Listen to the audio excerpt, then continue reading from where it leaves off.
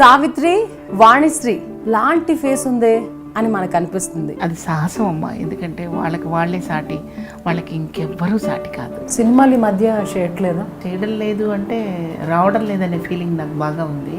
ఏమనుకుంటున్నారు కారణాలు అవకాశం రాకపోవడానికి? ఉదాహరణకి శాతకర్ణి,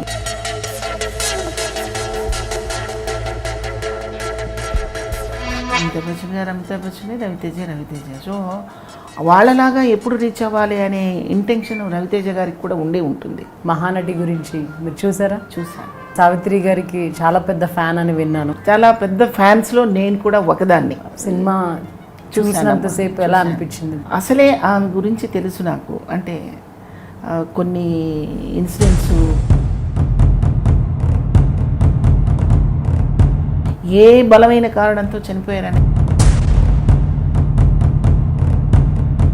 ఎప్పుడు ఆ విషయం గుర్తుకొచ్చినప్పుడల్లా కొంచెం మనసు మోగబోతుంటుంది.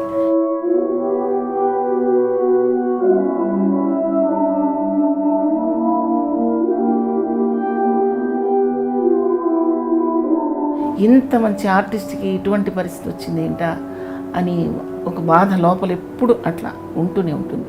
ఆమె జీవిత కథని నటించిన కీర్తి సురేష్ కూడా చరిత్రలో అలాగే నిలబడిపోతుందని.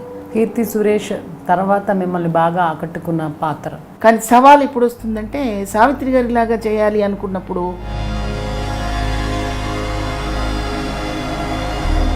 That is artist. సినిమాలో అన్ని పాత్రలకి న్యాయం చేశారు అనుకుంటున్నారా? కాబట్టి 100% న్యాయం చేకూర్చారా అని. జమినీ గణేషన్ వల్ల ఆల్కహాల్కి అలవాటు పడి ఇంకొక స్త్రీతో గడపాల్సిన పరిస్థితి వస్తే అది భరించలేకపోయింది ఆవిడ. ఎంత చక్కగా నమ్మేసిందంటే జమినీ గణేషన్ గారు ఆ విషయం గురించి పెద్దగా తలకిందులైపోయి తలకాయ పగలు కొట్టుకోలే. యంగ్ అమ్మాయిని పెళ్లి చేసుకున్నారని వారు. కొంతమందికి హృదయంతో సంబంధం ఉండదు, హృదయం లేకుండా అన్నీ చేసేస్తుంటారు. సీరియల్స్ అందరూ ఎంజాయ్ చేస్తారు, ముఖ్యంగా ఎపిసోడ్ల కొద్దీ దాన్ని సాగబీగుతారు. మనకు తెలియంది తెలుసుకుందాం అనుకునే జిజ్ఞాస అవతల వాడికి ఉన్నప్పుడు చెప్పడానికి సాహసం చేస్తాం. తెలుగు ఫిల్మ్ ఇండస్ట్రీలో ఎప్పటి నుంచో ఇది ఒక చీకటి కోణం అనుకున్నప్పటికీ కూడా దీన్ని వెలుగులోకి తీసుకొచ్చారు. ఇప్పటికీ అర్థమై ఉంటుంది మీకు. అలా చేయకపోతే అవకాశాలు పోతాయేమోనని భయం ఉన్నవాళ్ళు ఏదైనా చేసేస్తారు. చేసేసిన తర్వాత అసలు ఆ రంగమే చెడ్డది. నాకు ఎలా ఉంటాయంటే కొన్ని కామెడీగా ఉంటాయి. నన్ను మొన్న ఎవరో ప్రొడక్షన్ కారులో తీసుకెళ్తున్నారు, అది కాస్ట్లీ కారు అయినా పాడైపోయింది, కారు ఆగిపోయింది.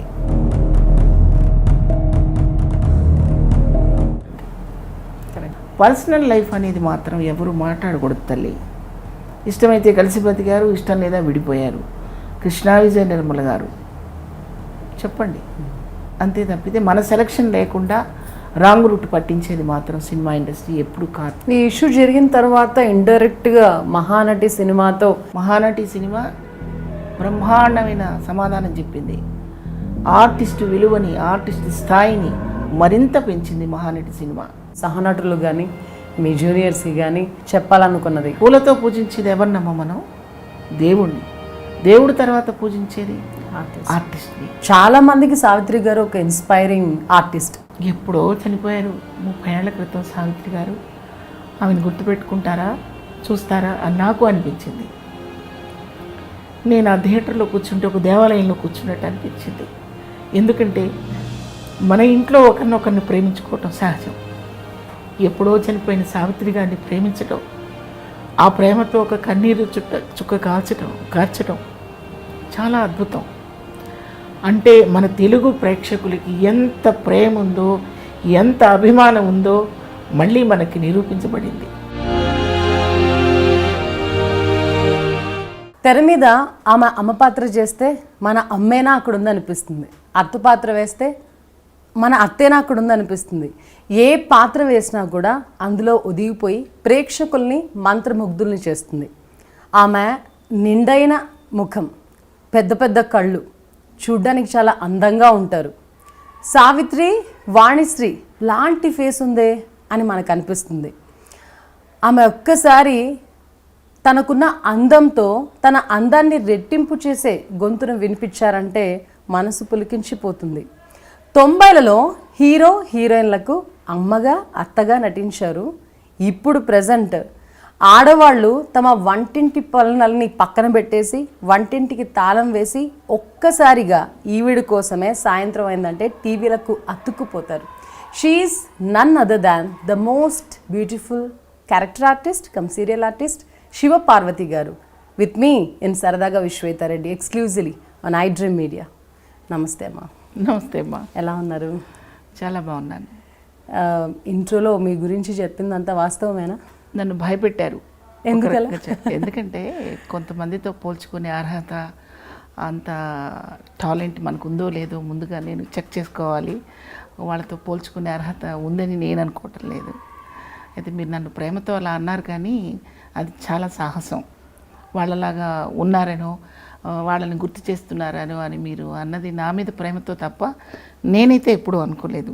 మీరు అలా అనుకోకపోవడం అది మీ గొప్పతనం, అది మీ డౌన్ టు ఎర్త్ నేచర్కి సింబల్ అని చెప్పాలి. బట్ చాలా నిండైన ఫేస్లు చాలా తక్కువగా కనిపిస్తున్నాయి. ఇంట్లో అమ్మలాగో మేనత్తలాగో పెద్దమ్మలాగో పిన్నిలాగో కనిపించే మొహాలు కొన్నే ఉంటాయి, అరుదుగా ఉంటాయి. ఓకే, కానీ మీరిద్దరు గుర్తుకొస్తారని చెప్పారు చూసారా, అది నాకు వెంటనే కొంచెం గుండె జల్లు అనిపించింది. అది సాహసం అమ్మ. ఎందుకంటే వాళ్ళకి వాళ్ళే సాటి, వాళ్ళకి ఇంకెవ్వరూ సాటి కాదు. ఇప్పుడు వాళ్ళ తర్వాత అలాంటి ముఖాలని ప్రేక్షకులు వెతుక్కోవాల్సి వస్తుంది కదా, ఎక్కడ ఉన్నారు అని. మీలాంటి వాళ్ళు సీరియల్లో కనిపిస్తేనో మంచి మంచి పాత్రలు, ఇలా అందమైన కొప్పులు, నిండుదనం, మంచి బొట్టు, చీరకట్టుతో కనిపిస్తే మళ్ళీ సావిత్రి, వాణిశ్రీ లాంటి వాళ్ళని గుర్తు చేసుకునే ఆస్కారం మీరు ఇస్తున్నారు. అంటే అప్పుడైనా ఇప్పుడైనా క్యారెక్టరైజేషన్ దృష్టిలో పెట్టుకుని యాక్ట్ చేస్తే ఎవరైనా పొలైట్గా పొందిగ్గానే ఉంటారు. దాన్ని మర్చిపోయి ఆ క్యారెక్టర్ లిమిట్స్ దాటి మన సొంతంగా ఏదైనా చేసినప్పుడు మీకు అట్లా అనిపించకపోవచ్చు, అంతే. ఇప్పుడు ఎలా ఉన్నారు? బిజీగా ఉన్నట్టున్నారు కదా సీరియల్స్తో. అవునమ్మా, ఒక రకంగా చెప్పాలంటే టీవీ నన్ను దత్తత తీసుకుందని చెప్పాలి. టీవీ ఎక్కువ చేస్తున్నాను కాబట్టి. సినిమాలు ఈ మధ్య చేయట్లేదా? చేయడం లేదు అంటే రావడం లేదనే ఫీలింగ్ నాకు బాగా ఉంది. వస్తే ఎప్పుడెప్పుడు అవకాశం వస్తే చేద్దామని ఆశగా ఉంది. సినిమా మీరు చేసిన లాస్ట్ మూవీ ఏంటండి క్యారెక్టర్ ఆర్టిస్ట్గా? భీమవరం బుల్లోడ్ అని సురేష్ ప్రొడక్షన్స్ది ఇప్పుడు చేశాను. ఆ తర్వాత చిల్డ్రన్ మూవీ ఒకటి చేశాను. ఏవో చిన్న చిన్నగా చేస్తున్నాను, పెద్దగా ఐడెంటిఫికేషన్ లేని ప్రొడక్షన్స్ కొన్ని. సో దాంతో స్లో అయింది, టోటల్గా స్లో. ఏమనుకుంటున్నారు కారణాలు అవకాశాలు రాకపోవడానికి? కారణాలు కొంచెం ట్రెండ్ మారింది. మేము తెలిసిన డైరెక్టర్స్ అంటే దాసరి నారాయణరావు గారు, రామానాయుడు గారు, కోడి రామకృష్ణ గారు స్లో అయ్యారు, చేయడం లేదు ప్రొడక్షన్స్. అలాగే రాఘవేంద్రరావు గారు కూడా చాలా లిమిటెడ్ ప్రొడక్షన్స్. మా రోజుల్లో అంటే మేము వచ్చిన టైంలో చేసిన డైరెక్టర్స్ అందరూ కొంచెం స్లో అయ్యారు. ఎస్వి కృష్ణారెడ్డి గారు అందరూ కూడా. వాళ్ళ తర్వాత వచ్చిన డైరెక్టర్స్కి మేము తెలియకపోవచ్చు, అంతే తప్ప వేరే కారణం అని నేనేం అనుకోవటం లేదు. మేము ఇంకా ఇండస్ట్రీలోనే ఉన్నాము, క్యారెక్టర్స్ చేస్తున్నాము. అది ఏ క్యారెక్టర్ అయినా చేస్తాము, ఎంత తెల్ల విగ్గైనా పెట్టుకుంటాము, ఎంత ఓల్డ్ క్యారెక్టర్ అయినా వేస్తాము అన్న ఫీలింగ్ వాళ్ళకు ఉంటే తప్పకుండా మమ్మల్ని పిలుస్తారని నమ్మకంతో నేను ఉన్నాను. అంటే ఇప్పుడు మైథలాజికల్ మూవీస్కి కూడా డైరెక్టర్స్ పెద్దపీట వేస్తున్నారు. మీరు అన్నట్టుగా ట్రెండ్ తగ్గట్టే కాకుండా హిస్టారికల్ మూవీస్కి కూడా బాగా ప్రయారిటీ ఇస్తున్నారు డైరెక్టర్స్. అంటే మంచి హెల్దీ బాడీ, పుష్టిగా ఉండడం, గుండుగా ఉన్న ఫేస్ల కోసం చూడడం, ఇవన్నీ జరుగుతున్నాయి. అయినా పాత్రల గురించి మీ దగ్గరికి రాకపోవడానికి కారణం ఏంటారు? పుష్టిగా గుండుగా మాత్రమే కాదు, ఒక్కొక్కసారి స్టార్డమ్ కూడా చూసుకుంటారు. ఉదాహరణకి శాతకర్ణి చేసినప్పుడు హేమమాలిని గారు కావాలనుకున్నారు, తెచ్చుకున్నారు. మేము కూడా హ్యాపీ ఫీల్ అవుతాం, ఎందుకంటే ఒక హేమమాలిని మళ్ళీ తెలుగులో యాక్ట్ చేస్తుంటే మాకు కూడా గ్రేట్ఫుల్గా ఉంటాం. కాకపోతే ఆమె కాకుండా ఇంకా ఉండే క్యారెక్టర్స్ కూడా ఉంటాయి. అంటే మా ఏజ్కి మా టాలెంట్కి తగ్గ క్యారెక్టర్స్ కూడా వాటికైనా మేము గుర్తుకొస్తే సంతోషపడతాం. ఒక ఆర్టిస్ట్ మన తెలుగులో చేస్తున్నప్పుడు అంటే మాకంటే సీనియరు, మాకంటే స్టార్ వాళ్ళు వచ్చి మాకు యాక్ట్ చేస్తున్నప్పుడు వాళ్ళకు వచ్చిన అవకాశం మాకు రాలేదే అనుకోవడం అవివేకం. అలా అనుకోకూడదు. ఆర్టిస్ట్ ఆ స్థాయికి రావడం అనేది చాలా గొప్ప విషయం. వాళ్ళు బాంబేలో ఉన్న, అండమాన్ దీవుల్లో ఉన్న తీసుకొచ్చి తెలుగులో యాక్ట్ చేయించడం అనేది వెరీ గ్రేట్ థింగ్. ఆ స్థాయికి మనం కూడా రావాలని నేను అనుకుంటాను తప్ప ఎప్పుడు అరే అది మనకు మిస్ అయిందే అనుకోను. కాకపోతే మన డైరెక్టర్స్, మన ప్రొడ్యూసర్స్ మమ్మల్ని కూడా గమనించి మేము కూడా వాళ్ళకి ధీటుగా చేయగలమనే నమ్మకం ఉన్న ప్రొడ్యూసర్స్, డైరెక్టర్స్ మమ్మల్ని పిలిస్తే తప్పకుండా పూర్తి మైండ్ దాని మీద పెట్టి శక్తి వంచన లేకుండా చేస్తామనే నమ్మకం నాకుంది. చారిత్రాత్మకమైన పాత్రలు వచ్చినప్పుడు మీరు అన్నట్టుగా స్క్రీన్ మీద యూనో నార్త్ యాక్ట్రెస్ని హేమమాలిని గారిని, హిందీ యాక్ట్రెస్ని, అలా ఇతర భాష యాక్టర్స్ని చూసినప్పుడు మీకు కొంచెం కూడా బాధ అనిపించదా? తెలుగు సినిమాలో ఇతర భాష అదే చెప్పాను నేను. మన అమితాబ్ బచ్చన్ గారు తెలుగులో సూర్యవంశం చేస్తే చాలా గ్రేట్గా ఫీల్ అయ్యాము. అంతేగాని మన రవితేజ చేస్తే బాగుండని చెప్పేసి ఎవరు అనుకోలే. అమితాబ్ బచ్చన్ ఫ్యాన్ కదా రవితేజ, మనందరికి తెలుసు కదా. అమితాబ్ బచ్చన్ గారు అమితాబ్ బచ్చనే, రవితేజ. సో వాళ్ళలాగా ఎప్పుడు రీచ్ అవ్వాలి అనే ఇంటెన్షన్ రవితేజ గారికి కూడా ఉండే ఉంటుంది. అలా ఎవరు ఫీల్ అవ్వరు. వాళ్ళలాగా రీచ్ అవ్వాలనే ఒక దాన్ని ఏమంటారు, కాంపిటేటివ్ స్పిరిట్ ఉండాలి ఆర్టిస్ట్కి.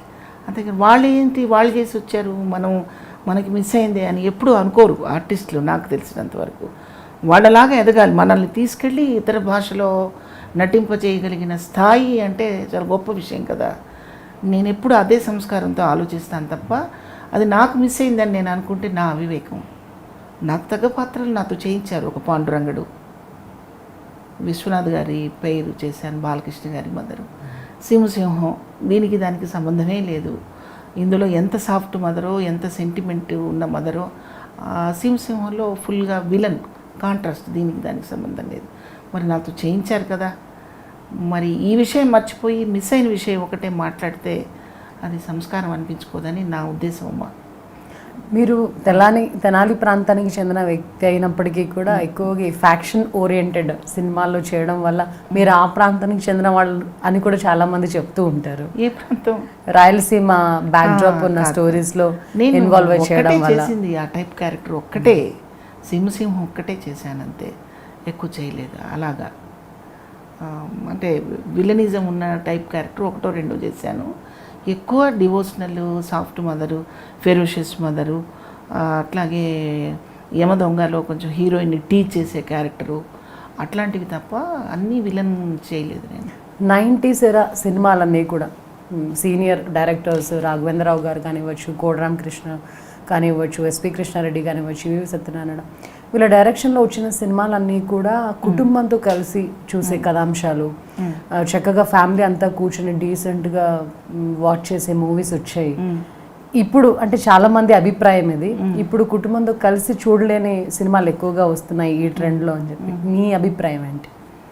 అది వాస్తవమే, కానీ చెడ్డ సినిమాలు అయితే లేవు, మంచివి కూడా ఉన్నాయి. ఏదో ఒకటి రెండు ఉంటాయి, కొన్ని ఇలా అయితే బాగా ఆడతాయని తీసిన సినిమాలు కొన్ని ఉంటాయి. దాన్ని తీసుకెళ్ళి మొత్తం సినిమా చరిత్ర అంతా మారిపోయింది, పాతవి బ్రహ్మాండంగా ఉండేవి ఇప్పుడు కొత్తవి మారిపోయాయి అనుకోవడానికి వీల్లేదు. మంచి కథలు ఇప్పుడు కూడా వచ్చాయి. కుటుంబ కథ సినిమాలు, అదేంటి సినిమా పేరు గుర్తు రావట్లేదు నాకు, జయసుధ గారు, ప్రకాష్ రాజ్ గారు వాళ్ళంతా చేశారు. కొత్త బంగారు లోకం, కొత్త బంగారు, బొమ్మరిల్లు పాతది, దాని తర్వాత వచ్చింది శతమానం భవతి. ఇవన్నీ మరి ఫ్యామిలీ ఓరియంటెడే కదా. మరి అలా వస్తే ఇంకా స్పీడ్గా చెప్పాలంటే ఇప్పుడు రంగస్థలం ఇట్లా మారుతుంది. దాన్ని మనం ఎంత హ్యాపీగా చూసాం అంటే, నేనైతే రంగస్థలం చూసినప్పుడు ఎంత హ్యాపీ ఫీల్ అయ్యానంటే, చక్కగా ఈ ఆర్టిఫిషియల్ వాతావరణంలో నుంచి చక్కగా మన పల్లెటూరు వెళ్ళిపోయి ఆ గాలి పీల్చుకొని చక్కగా ఆ చెట్లల్లో పుట్లలో ఆడుకుంటే ఎంత బాగుంటుందో ఆ ఫీల్ అప్లై చేశారు చూసే ప్రేక్షకుడికి. ఫాల్స్ ప్రెస్టేజ్కి దూరంగా ఏమీ లేకుండా చాలా క్యాజువల్గా రామ్ చరణ్ అయితే బ్రహ్మాండంగా యాక్ట్ చేశాడు. అసలు వాళ్ళ నాన్నగారిని మించిపోయాడు అనిపించింది నాకు. చాలా చాలా బాగా చేశారు సినిమా. అసలు టోటల్గా అన్ని క్యారెక్టర్లు బాగున్నాయి. మరి ఇప్పుడు మనం ఏమనుకోవాలి, ఇప్పుడు అంటే పాత సినిమాలు చాలా బాగున్నాయి, ఇది బాగాలేదు అనుకోవాలి కాదు. అప్పటి ట్రెండ్కి అది ఓకే, ఇప్పుడు ట్రెండ్కి ఇది ఓకే. ఏవో 4-5 సినిమాలు ఇతివృత్తం లేకుండా, కథ లేకుండా, పాత్రోచితంగా లేకుండా చేసిన సినిమాలను తీసుకొచ్చి వీటిల్లో కలిపేసి మొత్తం పాలన్నీ చెడ్డవే అనుకోవడం కరెక్ట్ కాదు. వస్తాయి కొన్ని అంతే. అలాగా ఆ రోజుల్లో కూడా అట్రిప్లావ్ అయిన సినిమాలు, అసలు థియేటర్కి వెళ్లకుండా ఉన్న సినిమాలు చాలా ఉన్నాయమ్మా. కాకపోతే మనకేంటంటే చాలా హిట్ అయిన సినిమాలు మైండ్లో బాగా ఫిక్స్ అయిపోయినాయి. బ్రహ్మాండంగా ఉన్న సినిమాలు ఫిక్స్ అయిపోయాయి. ఎక్కువ సినిమాలు కూడా అవే ఉన్నాయి, తక్కువ సినిమాలు ఫెయిల్యూర్ అయ్యాయి. ఇప్పుడు అదే నడుస్తూ ఉంటుంది, అందులో ఏమీ తేడా లేదు. రంగస్థలం తర్వాత థియేటర్స్ని దడదడలాడిస్తున్న సినిమా మహానటి. ఇప్పుడు ఎక్కడ చూసినా ఈవెన్ సినిమా రిలీజ్ అయ్యి 20 days అవుతున్నా కూడా టికెట్స్ దొరకని పరిస్థితి. మహానటి గురించి మీరు చూసారా? చూశాను. సావిత్రి గారికి చాలా పెద్ద ఫ్యాన్ అని విన్నాను. ఆమెకున్న చాలా పెద్ద ఫ్యాన్స్లో నేను కూడా ఒకదాన్ని. చాలామంది ఫ్యాన్స్లో నేను ఒకదాన్ని. పెద్ద ఫ్యాన్సో చిన్న ఫ్యాన్సో తెలియదు. కొన్ని లక్షలు ఉన్న ఫ్యాన్స్లో నేను కూడా ఒక్కదాన్ని. ఆ క్యూలో ఉన్నదాన్ని నేను కూడా అంతే. సినిమా చూసినంతసేపు ఎలా అనిపించింది మీకు? నాకు నిజం చెప్పాలంటే అసలే ఆమె గురించి తెలుసు నాకు. అంటే కొన్ని ఇన్సిడెంట్స్ చదవడము, సంజయ్ కిషోర్ అని చెప్పి ఒక కల్చరల్ యాక్టివిటీస్ చేస్తూ ఆమె జీవిత చరిత్రని December 6th ఆమె పుట్టినరోజున ఆవిడ ప్రోగ్రామ్స్ అన్నీ ప్రజెంట్ చేసి జమున గారిని, వాణిశ్రీ గారిని, నా రేంజ్ వాళ్ళని కూడా పిలిచి ఆ వేదిక మీద కూర్చోబెట్టి ఆమె చరిత్ర గురించి అందరికీ తెలియాలని చేసేవాడు ప్రోగ్రాం. అలా కూడా నాకు ఆమె గురించి కొంత తెలుసు. ఆమె పేరు మీద 2-3 అవార్డ్స్ తీసుకున్నాను నేను. పుస్తకాలు చదవటం కానీ, సినిమాలు చూడటం కానీ ఇవన్నీ తెలుసు. ఆమె చనిపోయే నాటికి నేను చిన్నదాన్ని. అప్పుడు అంతగా దాని గురించి తెలియలేదు. ఆ విషయం గురించి అంటే ఏ బలమైన కారణంతో చనిపోయారనేది అప్పుడు తెలియకపోవచ్చు. కానీ నేను ఆర్టిస్ట్గా ఎదిగాక అసలు ఏంటి అని కనుక్కున్న విషయంలో నాకు కొంత తెలుసు. ఎప్పుడు ఆ విషయం గుర్తుకొచ్చినప్పుడల్లా కొంచెం మనసు మోగబోతుంటుంది. ఇంత మంచి ఆర్టిస్ట్కి ఇటువంటి పరిస్థితి వచ్చింది ఏంటా అని ఒక బాధ లోపల ఎప్పుడు అట్లా ఉంటూనే ఉంటుంది. ఈ సినిమా చూస్తే మాత్రం కళ్ళకు కట్టినట్టు మళ్ళీ ఆమె అలా సాక్షాత్తు ఎదురుగుండా చూస్తున్న ఫీల్ వచ్చింది. కీర్తి సురేష్ మాత్రం ఎక్సలెంట్ ఆర్టిస్ట్ అమ్మ. ఒక ఆర్టిస్ట్ని ఇమిటేట్ చేయడం అనేది సహజంగా మనం చాలామందిని చూస్తుంటాం. ఆ అమ్మాయి ఇమిటేట్ చేయలేదు, జీవించింది, పరకాయ ప్రవేశం చేసేసింది, ఎంతో అద్భుతంగా నటించింది. మార్వెలెస్ అన్నమాట. దానికి నేను మాటల్లో చెప్పలేను. సావిత్రి గారు చరిత్రలో ఎలా నిలబడిపోతారో ఆమె జీవిత కథని నటించిన కీర్తి సురేష్ కూడా చరిత్రలో అలాగే నిలబడిపోతుందని నేను చెప్పగలను. ఎందుకంటే ఇంకెవరు లేరు, అల్టిమేట్ అనమాట. కొన్ని షార్ట్స్లో అసలు వేరే ఆర్టిస్ట్ చేస్తున్న ఫీలింగ్ నాకు కలగలేదమ్మా. అంత బాగా చేశారు. అమ్మాయి ఎంత చక్కగా క్యాచ్ చేశారంటే సావిత్రి గారిని, ఆమె బాడీ లాంగ్వేజ్ పట్టుకున్నారు. ఫాస్ట్గా మాట్లాడటం, యాక్టివ్గా ఉండడం, ఓవర్ యాక్టివ్గా ఆవిడ చిన్నప్పటి నుంచి కూడా. అలాగే రాజేంద్ర ప్రసాద్ గారి మనవరాలు, నాకు ఇవాళ తెలిసింది రాజేంద్ర ప్రసాద్ గారి మనవరాలు చిన్న పాప అప్పుడు చేసింది. నాకు చాలా సంతోషం వేసింది అసలు. ఇంకంతే, దానికి ఇక మాటలు లేవు. మరొకసారి గుండె బరువెక్కి అలాగా వచ్చాను. సినిమా చూసిన ప్రతి ఒక్కళ్ళు కూడా కంటి నిండా నీళ్లతో బయటకు వస్తున్నారు థియేటర్స్ బయటకి. సావిత్రి గారిని చూసినట్టు మీరు చెప్తున్న విధంగానే చాలా మంది చెప్పారు. ఇన్ఫ్యాక్ట్ మెగాస్టార్ చిరంజీవి గారు కూడా చెప్పారు. ఒక్క పర్టికులర్ టైం వరకు మనం కీర్తి సురేష్ని చూస్తాం, దాని తర్వాత సావిత్రి గారే చేస్తున్నారు అన్నట్టు. అసలు వేరే ఆర్టిస్ట్ చేస్తున్న ఫీలింగ్ రాలేదు.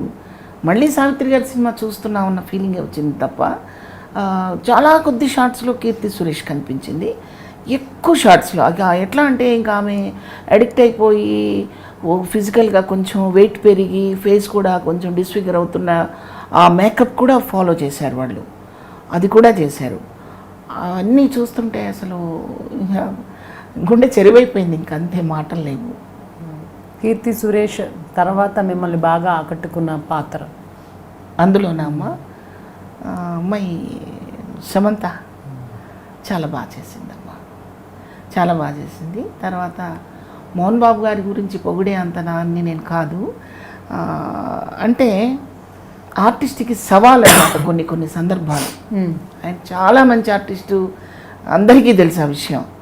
కానీ సవాల్ ఎప్పుడు వస్తుందంటే సావిత్రి గారిలాగా చేయాలి అనుకున్నప్పుడు కీర్తి సురేష్కి సవాల్ అయితే ఎస్వి రంగారావు గారిలాగా చేయాలనేది మోహన్ బాబు గారికి సవాల్. సవాల్ అంటే సవాల్ అనమాట. 10 సవాల్ చేశారు, అలా చేసి చూపించారు. అసలు మళ్ళీ ఎస్వి రంగారావు గారిని చూస్తున్నానన్న అసలు గెటప్ ఎంతో చక్కగా అమరింది ఆయనకి. దట్ టు డైలాగ్ కింగ్ బ్రహ్మాండం అనమాట. ఇంకా అందులో ఇన్స్పైరింగ్ అసలు ఇంకంతే. ఇంకా అట్లా కళ్ళప్పగించి అసలు ఫస్ట్ ఒక బండి దగ్గర చుట్టగా అలుస్తూ కూర్చుంటారు ఆయన. అప్పుడే ఎస్వి రంగారావు గారు అనిపించింది నాకు. ఓకే, ఘటోద్గజుడు క్యారెక్టర్ వేసుకున్నాక ఓహో ఎస్వి రంగారావు గారు క్యారెక్టర్ చేస్తున్నారని అనుకోవడం వేరు. చుట్ట తాగుతూ షూటింగ్ గ్యాప్లో, అంటే ఆ చుట్ట తాగేది కూడా క్యారెక్టర్లోదే. ఎంత బాగా చేశారంటే ఆయన, అంటే చుట్ట తాగడం రానివాడు జనరల్గా ఆ కాల్చుకోవడానికి ట్రై చేస్తాడు షార్ట్ గ్యాప్లో. ఆ గ్యాప్లో వచ్చారనమాట ఆయన. అంటే ఎస్వి రంగారావు గారు చుట్ట తాగడం ప్రాక్టీస్ చేసుకోవడానికి ఒక బండి దగ్గరికి వచ్చి చుట్ట కాల్చుకుంటూ కూర్చున్నట్టు ఉంటే, ఓ సావిత్రి అనే అమ్మాయి అట్లా వెళ్ళిపోతూ ఆ చుట్ట తీసి అవతల పాడేయండి అంటే ఓ చిన్న నవ్వు నవ్వుకొని ఎస్వి రంగారావు గారు అయితే చూసి పిచ్చి పిల్ల అని ఎలా నవ్వుతారు అలా నవ్వారు, అలా చూశారు. అక్కడే ఎస్వి రంగారావు గారు అని మనకు తెలిసిపోయింది. That is artist, that is Mohan Babu. ఇంకంతకంటే నేనేం చెప్పను. ఈ సినిమా గురించి మీరు చెప్పిన అభిప్రాయాన్ని చాలామంది వ్యక్తం చేస్తున్నారు. కానీ మొన్న జమున గారు ఐ డ్రీమ్తో మాట్లాడుతూ చెప్పారు, నేను చాలా సన్నిహితురాల్ని, దగ్గర వ్యక్తిని, కానీ జమున అనే క్యారెక్టర్ లేకుండా సావిత్రి అనే సినిమాని ఎలా తెర మీదకి తీసుకొచ్చారో నాకు అర్థం కాలేదు. సినిమా క్రూ కూడా నన్ను వచ్చి సంప్రదించలేదు, ఒకంత మనస్తాపానికి గురయ్యాను అని చెప్పారు. కావచ్చు, అది ఆవిడ ఫీలింగ్, దాన్ని మనం మాట్లాడకూడదు. ఎందుకంటే వాళ్ళు కలిసి చాలా సినిమాలు చేశారు, చాలా సన్నిహితంగా ఉన్నారు. ఆ ఫీలింగ్ ఆవిడకు ఉండడం ధర్మమే. మరి ఏ కారణాల చేత అది జరగలేదనేది నాకు తెలియదు. ఆవిడ ఆ ఫీలింగ్ ఉండడం కరెక్టే, ఆవిడకి ఆ ఫీలింగ్ ఉండడం. మీలాగా 90 ఎరాస్ యాక్టర్స్ అందరూ కూడా చాలా మందికి సావిత్రి గారు ఒక ఇన్స్పైరింగ్ ఆర్టిస్ట్.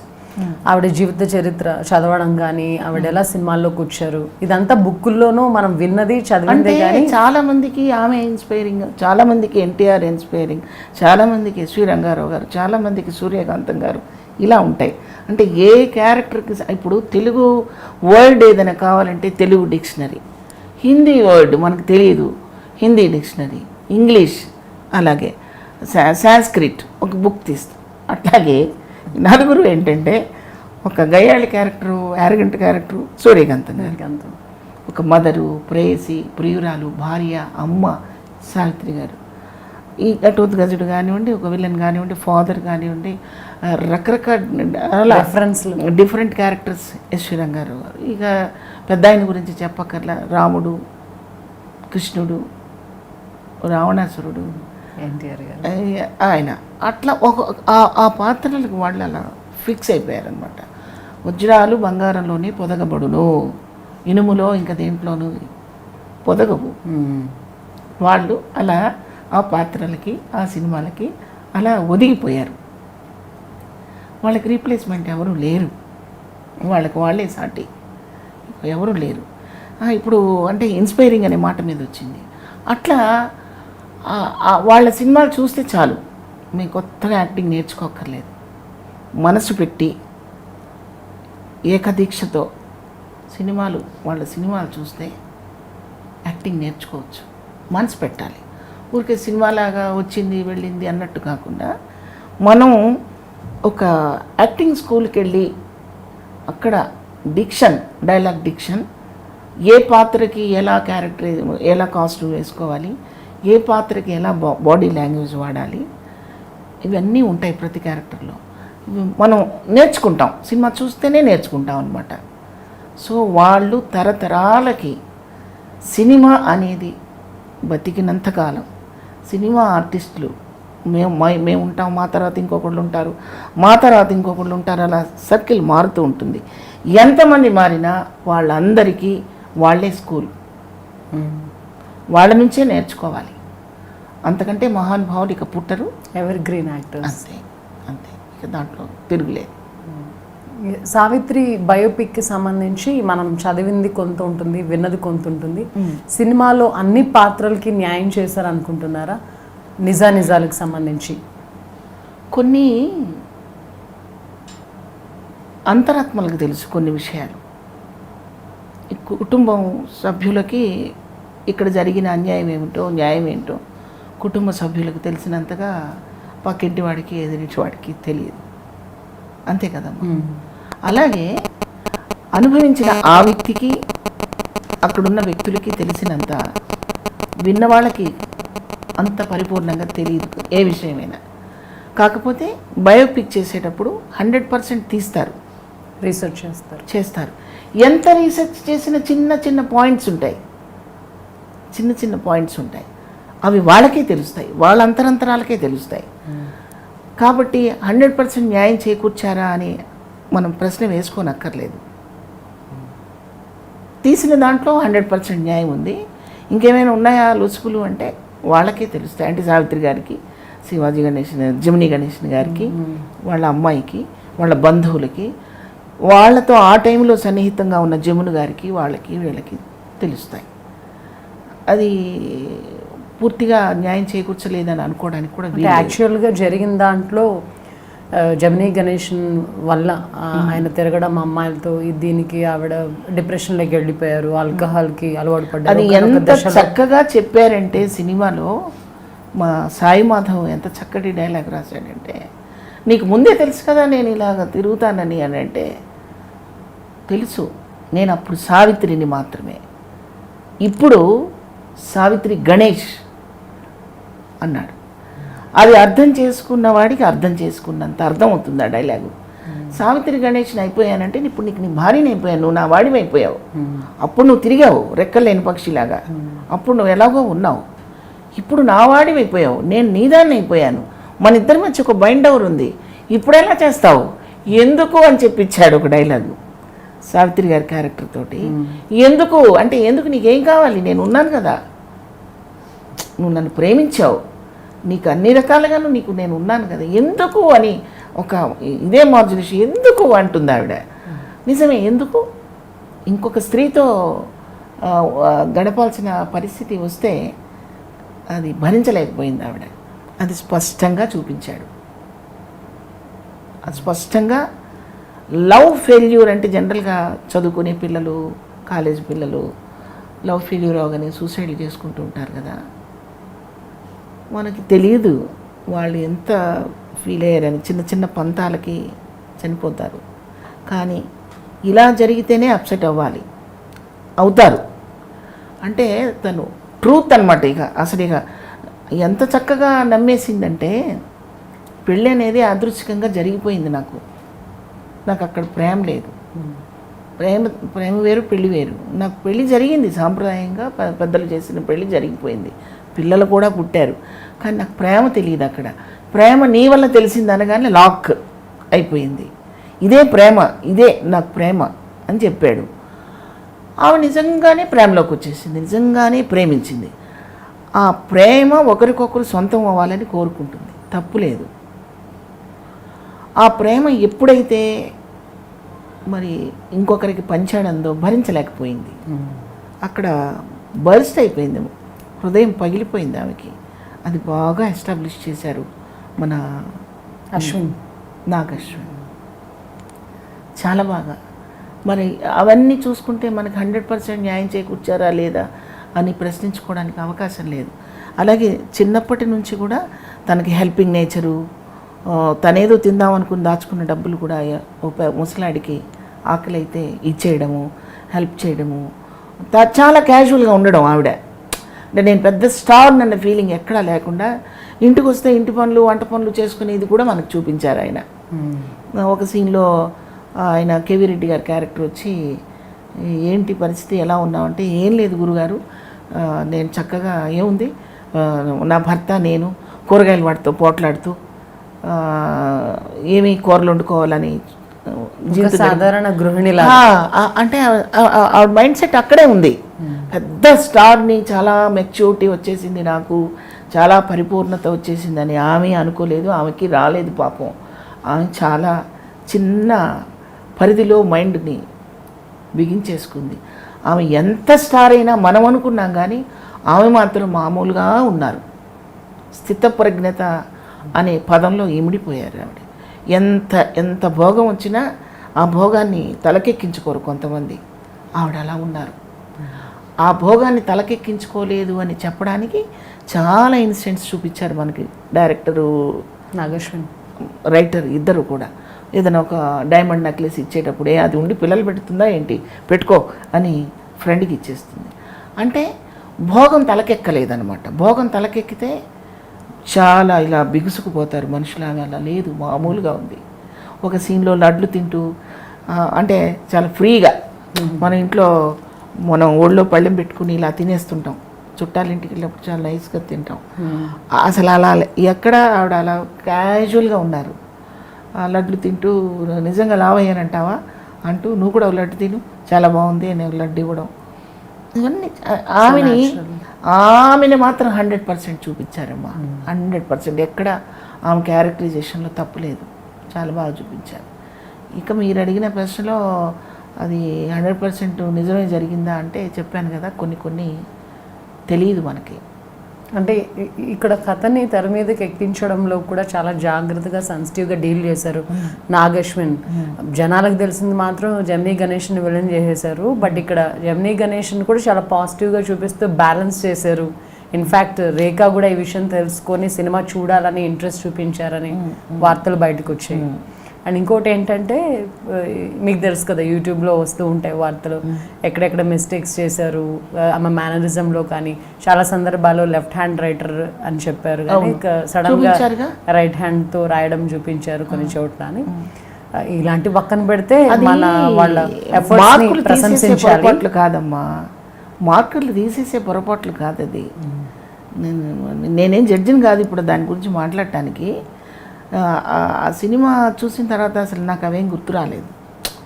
కొన్ని మిస్ అయ్యారు, చెప్పలేదు. సాధారణం, ఒక పెద్ద ప్రాజెక్ట్లో చిన్న తప్పులు ఉండడం సాధారణ. చాలా పెద్ద ప్రొడక్షన్స్లో కూడా ఉంటుంది. దురదృష్టం ఏంటంటే దాని మీద కూడా కొంతమంది ఫోకస్ చేస్తూ ఉంటారు. ఎందుకండి, అవసరం ఏముంది? సక్సెస్ అయింది సినిమా. సక్సెస్ అంటే మామూలు సక్సెస్ కాదండి, డబ్బు బాగా రావటం కాదు. ఆమె గురించి తెలియని వాళ్ళు కూడా సినిమా చూస్తున్నారు, మాట్లాడుతున్నారు. అదే సక్సెస్. ఈ జనరేషన్ లేకపోయినా కూడా ఈ జనరేషన్ యూత్ అందరూ కూడా ఇంట్రెస్ట్గా థియేటర్స్కి వెళ్ళి చూస్తున్నారు తెలుసుకోవాలని. మాకే సరిగా తెలియదు. మాకు కూడా ఎట్లా తెలుసు? మేము చిన్నప్పటి నుంచి సినిమాలు చూస్తూ, చిన్నప్పటి నుంచి ముఖానికి రంగు పూసుకొని ఆర్టిస్ట్ వింగ్లో ఉన్నాం కాబట్టి ఆ పెద్ద పెద్ద ఆర్టిస్టులు సినిమాలు చూడటం, నేర్చుకోవాలని ఒక తృష్ణతో బాగా అబ్జర్వేషన్ చేయడం, ఇవన్నీ చేశాం కాబట్టి మా మైండ్లోకి వెళ్ళిపోయింది, అట్లాగే వెళ్ళిపోయింది మా హృదయంలోకి. మామూలు పబ్లిక్కి అంత అవసరం లేదు కదా, తెలియదు కదా. వాళ్ళు కూడా ఇప్పుడు థియేటర్కి వచ్చి ఇలా కన్నీళ్ళు తుడుచుకుంటూ, కచ్చి పొత్తుకుంటూ వస్తున్నారంటే అంతకంటే గ్రేట్ ఆర్టిస్టు, అంతకంటే సక్సెస్ ఇంకేం కావాలి? అది చాలు. ఎంత డబ్బు వచ్చిందనేది దాని గురించి నేను మాట్లాడలేను, నాకు తెలియదు. సక్సెస్ అంటే అదే, మీరు ఇన్స్పైర్ అయిపోయారు, మీరు తెలియకుండా చప్పట్లు కొట్టేస్తున్నారు థియేటర్లో. మేము నాటకాలు వేసే రోజు ఒక స్టేజ్ మీద నుంచి డైలాగులు చెప్తుంటే మాకు డైరెక్ట్ అప్లాజ్ వచ్చేదమ్మా. వేలు వేసేవాళ్ళు, చప్పట్లు కొట్టేవాళ్ళు. ఆ చప్పట్లు మాకు చెవులకు వినిపిస్తుంటే ఇంకొంచెం ఉత్సాహంగా యాక్ట్ చేసేవాళ్ళం. అటువంటిది థియేటర్లో డైలాగ్కి చప్పట్లు కొడుతున్నారు. తర్వాత సూక్తులుగా చాలా ఉన్నాయి దాంట్లో డైలాగులు. ప్రతి జీవి పుట్టేది హాస్పిటల్లోనే, ముగిసేది హాస్పిటల్లోనే అనే పదం, అలా చాలా ఉన్నాయి అందులో. చాలా. సావిత్రి గారి జీవితం సినిమా కాకుండా మీరు పుస్తకాల్లో చదివింది, చిన్నప్పటి నుంచి మీరు ఆ వీడియోస్ చూడడం, ఇలా ఎంతవరకు మీ లైఫ్ మీద ఆమె ఇన్ఫ్లుయెన్స్ ఉంది? ఇన్ఫ్లుయెన్స్ యాక్టింగ్లో మాత్రమే ఉంది. ఇన్ఫ్లుయెన్స్ అంటే ఆమె అలా ఒదిగిపోతారు క్యారెక్టర్లో, ఒక మైనం ముద్దలాగా ఒదిగిపోతారు. ఇన్ఫ్లుయెన్స్ మాత్రం అలా పెట్టుకోకూడదని నేను కూడా చాలామందికి చెప్తుంటాను. ఎందుకంటే కొంత వయసు వచ్చాక ప్రేమని పిల్లల మీద డైవర్ట్ చేసుకోవాలి. ప్రతి స్త్రీకి అంతే ప్రేమ ఉంటుంది, సావిత్రి గారికే కాదు, స్త్రీ పుట్టిన ప్రతి ఆడదానికి అంతే, అమ్మ కడుపును పుట్టిన ప్రతి ఆడదానికి అంతే ప్రేమ, అంతే మోరల్స్ ఉంటుంది. ఆర్టిస్ట్కి ఒక రకంగా, ఆర్టిస్ట్ కాని ఆడదానికి ఒక రకంగా హృదయం పెట్టలేదు దేవుడు. అందరికీ ఒకటే ఉంటుంది. కాకపోతే మన యాటిట్యూడ్స్, మనం అలవాటు చేసుకునే పద్ధతిని బట్టి మన హృదయం మొద్దుబారిపోవడమా, సున్నితంగా ఉండడమా, అవి ఆ రెండింటిని బట్టి ఉంటాయి. మనం పెరిగే వాతావరణం, మనం మోల్డ్ చేసుకున్న విధానము, మన చుట్టూ ఉన్న సర్కమ్స్టాన్సెస్ వల్ల రాటు తేలిపోయిన తనంగా కొంతమంది ఉంటారు. ఎక్కువ % సున్నితంగానే ఉంటారు. సావిత్రిగానే కానక్కర్లా, ఎవరైనా ఉంటారు. మన శ్రీదేవి కూడా అంతే, మీనా కుమారి గారు అంతే, రేఖ గారు అంతే, మన పక్కింటి అమ్మాయి అంతే, ఎదురింటి అమ్మాయి అంతే, మామూలు కాలేజీ పిల్ల అంతే, పనిచేసుకునే అమ్మాయి అంతే. అందరికీ హృదయం ఒకటే. స్థాయి అనేది పెంచుకున్న ప్రొఫెషన్స్ని బట్టి ఉంటుంది తప్ప హృదయం అందరికీ ఒకటే. కాబట్టి ఎక్కడ ఆగాం మనం? మీరు అడిగింది ఏంటి? తన ఇన్ఫ్లుయెన్స్ మీ లైఫ్ మీద. ఇన్ఫ్లుయెన్స్ అది పెట్టుకోకూడదు, కొంచెం ఎదగాలి. అంత పగలు కొట్టుకోకూడదు హృదయం. అంత పగలు కొట్టుకుంటే అటువంటి అమృత బాండాన్ని మనం పోగొట్టుకున్నాం. తర్వాత జమిని గణేషన్ గారు ఆ విషయం గురించి పెద్దగా తలకిందులైపోయి తలకాయ పగలు కొట్టుకోలే. ఆయన బతికారు. ఆ తర్వాత అందరూ ఉన్నారు. ఆమె కోసం ఎవరు చనిపోలే, ఆమె చనిపోయారు. కాబట్టి అంత హృదయం పంచేవాడికి అంత హృదయం కూడా ఒక యంగ్ అమ్మాయిని పెళ్లి చేసుకున్నారనే వార్తలు. కొంతమందికి హృదయంతో సంబంధం ఉండదు, హృదయం లేకుండా అన్నీ చేసేస్తుంటారు. స్త్రీ అలా చేయలేదు. It's true. ప్యూర్లీ స్త్రీ, ప్యూర్లీ ఉమెన్, ఆడతనం అంతే. అందుకే ఆమె అప్సెట్ అయిపోయింది. అది రాటు తెలిపోయిన హృదయం అయితే వేరేగా ఉంటుంది, కాదు అలాగే ఉంటుంది. ఎందుకంటారు మెన్తో పోల్చుకుంటే ఉమెన్ ఎమోషన్స్కి ఎక్కువ ప్రయారిటీ ఇచ్చి ఎమోషనల్గా ఎక్కువగా డీప్గా ఆలోచిస్తూ ఉంటుందంట. అలాగని పురుషులందరూ అలా ఉంటారని నేను అన్నాను.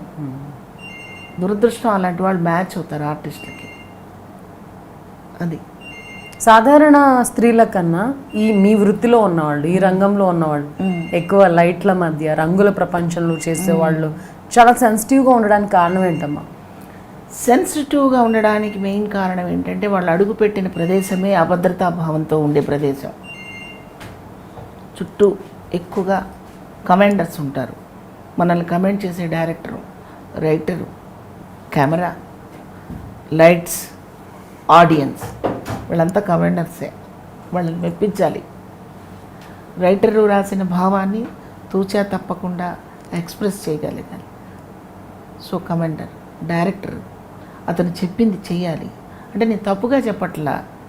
స్కూల్ మాస్టరు బెత్తం పట్టుకొని చెప్తేనే మనకు పాఠాలు వస్తాయి. ఇది కూడా దానికంటే విలువైనది. సో ఈ కమెండర్స్ మధ్య ఆర్టిస్ట్ ఉన్నప్పుడు కొంచెం ఇన్సెక్యూరిటీతో ఉంటారు. మనం ఎక్కడైనా ఫెయిల్యూర్ అయిపోతే వెనక్కి వెళ్ళిపోతామేమోనని. సావిత్రి సినిమాలో ఈ పాత్ర నువ్వు చేయలేవు అంటే పట్టుదలతో చేశారు. అది కూడా చూపించారు మనకి. సో ఇటువంటి పట్టుదల ఉన్న వాళ్ళే ఆర్టిస్టులు అవుతారు. ఈ పట్టుదలతో ఉండి ఆర్టిస్టులు అయిపోయిన వాళ్ళకి పర్సనల్ లైఫ్లో చిన్న అభద్రతాభావం వచ్చేస్తుంది. అంటే మనం జనరల్ లైఫ్లో లీడ్ చేయగలమో లేదో అని. నమ్మకంగా ఎవరైనా నేనే నీ చేయి నడుపుతున్నాను అంటే అది నిజమే అనుకుంటారు. ఆ క్షణానికి అది నిజమే అవుతుంది. ఆ తర్వాత అక్కడ ఆగిపోతారు. ఆ నిజమే అనే పదం దగ్గర. అక్కడ అంటే తెర మీద గొప్ప గొప్ప పాత్రల్లో నటించి ఎంతో కొన్ని కోట్ల మంది ప్రేక్షకులకి ఇన్స్పైరింగ్గా నిలబడిన సావిత్రి గారు పెళ్లి విషయంలో అంత చిన్న విషయంలో అంత చిన్న పొరపాటు చేయడానికి కారణం ఏంటని ఈరోజు అందరూ కూడా ఆలోచిస్తున్నారు. అంత డైనమిక్ లేడీ ఒక సావిత్రి గారు ఎన్టీఆర్ కూడా తలదనే విధంగా ఆస్తులు సంపాదించారని. ఈ విషయంలో సావిత్రి గారు అని అనుకుంటే పొరపాటు. మనకి చాలా మంది ఉన్నారు. ఇన్ఫాక్ట్ జయలలిత గారు కూడా చాలా మంది ఉన్నారు, ఒకళ్ళు కాదు. ఆ విషయంలో ప్రయారిటీ మిస్ అయిపోతున్నారు. అంటే వాళ్ళ కెరియర్స్ లో బుల్లెట్ స్పీడ్ తో పోయిన వ్యక్తులు పర్సనల్ లైఫ్ లో ఫెయిల్యూర్ అవడానికి కారణం ఏంటంటారు?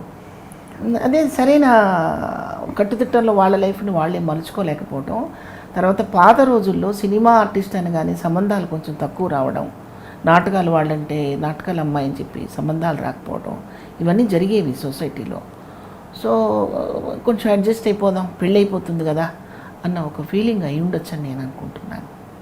ఇప్పుడు మనం జయలలిత గారిని చూసుకున్నా కూడా శశికళకు అడిక్ట్ అయిపోయారు, యూనో పర్సనల్ లైఫ్ అని. తర్వాత ఆమె లీడర్ అయిన తర్వాత ప్రజలకు అంకితం చేశారు. ఆ ఫోకస్ అంతా మీరు అన్నారు కదా, ఆడవాళ్ళు సటైన్ పీరియడ్ అయిపోయిన తర్వాత ప్రేమని పిల్లల వైపు మలచాలని చెప్పి ఆవిడ సొసైటీ జనాల కోసం తన ఫోకస్ని మలుచుకున్నారు. ఈ ఇన్స్పైరింగ్ నాట్ ఓన్లీ జయలలిత గారు అండ్ సావిత్రి గారు, ఎంతోమంది ఉన్నారు. ఈ పర్టికులర్ ఫేజ్ని బ్యాలెన్స్ చేసుకోలేకనే సూసైడ్లు చేసుకోవడం, లేకపోతే ఈ పిల్స్కి అలవాటు పడడం, ఆల్కహాల్కి అలవాటు పడడం జరుగుతుందంటారు. అంతే. స్టెబన్ ఆ టైంలో స్టెబన్గా ఉండే పరిస్థితి కొంచెం లేకపోవడమే కారణం కదా, మరి ఇంకేం ఉంటుంది. అంత ధైర్యం అందరికీ ఉండదు, సపోర్టర్స్ ఉండరు పక్కన.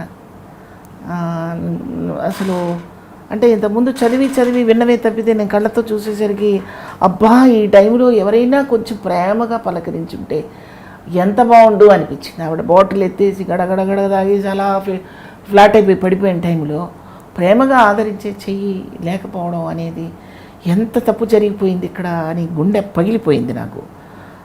మరి ఆ టైంలో ఎవరు లేరు ఆమెది పక్కన, ఫ్యామిలీ సపోర్ట్ లేరు, మదర్ ఫాదర్ అయిన వాళ్ళు ఆమెకి ధీటుగా సమాధానం చెప్పి ఆపగలిగే వాళ్ళు ఉండరు. అది దురదృష్టం. అది మీరు మీ బాల్యం అండ్ మీరు ఈ రంగంలోకి ఎలా వచ్చారు ఆ విషయాల గురించి మాట్లాడుకుందాం. ఫస్ట్ టైం ఈ ఫీల్డ్లోకి రావాలని ఎప్పుడు అనిపించిందమ్మా? నాకేం అనిపించలేదు. నా నా నా లైఫ్ కూడా నేనేదో సరదాగా వేషం వేసుకొని రాలేదు. మా ఫాదర్ ఆర్టిస్ట్. మా కుటుంబ నేపథ్యం వల్లనే నేను ఆర్టిస్ట్ అయ్యాను. సరదాగా రాలేదు, అవసరానికే వచ్చాను. అంటే మా కుటుంబాన్ని నేను మళ్ళీ నిలబెట్టుకోవడం కోసం నేను ఆర్టిస్ట్గా క్యారెక్టర్ చేయాల్సి వచ్చింది. కానీ నాకు అప్పుడు ఏం తెలియదు, నాకు యాక్టింగ్ తెలియదు, ఏం తెలియదు. మా ఫాదర్ వెంట పెట్టుకొని వెళ్ళి, మా మదర్ వెంట పెట్టుకొని వెళ్ళి. ఏ సంవత్సరంలో? 74, 1974. అలా అలా ఇంకా ఆ తర్వాత రవీంద్ర భారతిలో నాటకాలు వేయడం, అవార్డ్స్ రావడం, ఆ చిన్న వయసులోనే ఉత్తమ నటిగా అవార్డ్స్ రావడం, అట్లా ఆర్టిస్ట్గా లాక్ అయిపోయాను. మన సావిత్రమ్మ గారి చేతుల మీదుగా కూడా నేను పుష్పగుచ్చం తీసుకున్నాను. చిన్నారి పాపలు సినిమా రిలీజ్ తర్వాత తెనాలి వచ్చారు. ఆమెకి శారద గారికి, ఈశ్వరంగారావు గారికి సన్మానం జరిగినప్పుడు ఆమె ఏంటో చూడాలి వెళ్ళాం, అంతే, డీటెయిల్స్ తెలీదు. చిన్న ప్రోగ్రాం చేశారు పిల్లలందరూ. నేను కూడా వాళ్ళతో పాటు కలిసి స్టేజ్ మీదకి వెళ్ళిపోయా. ఒక ఫ్లవర్ బొకే ఆమె చేతుల మీదుగా తీసుకున్న, ఆవిడ బ్లెస్సింగ్స్ తీసుకున్నాను.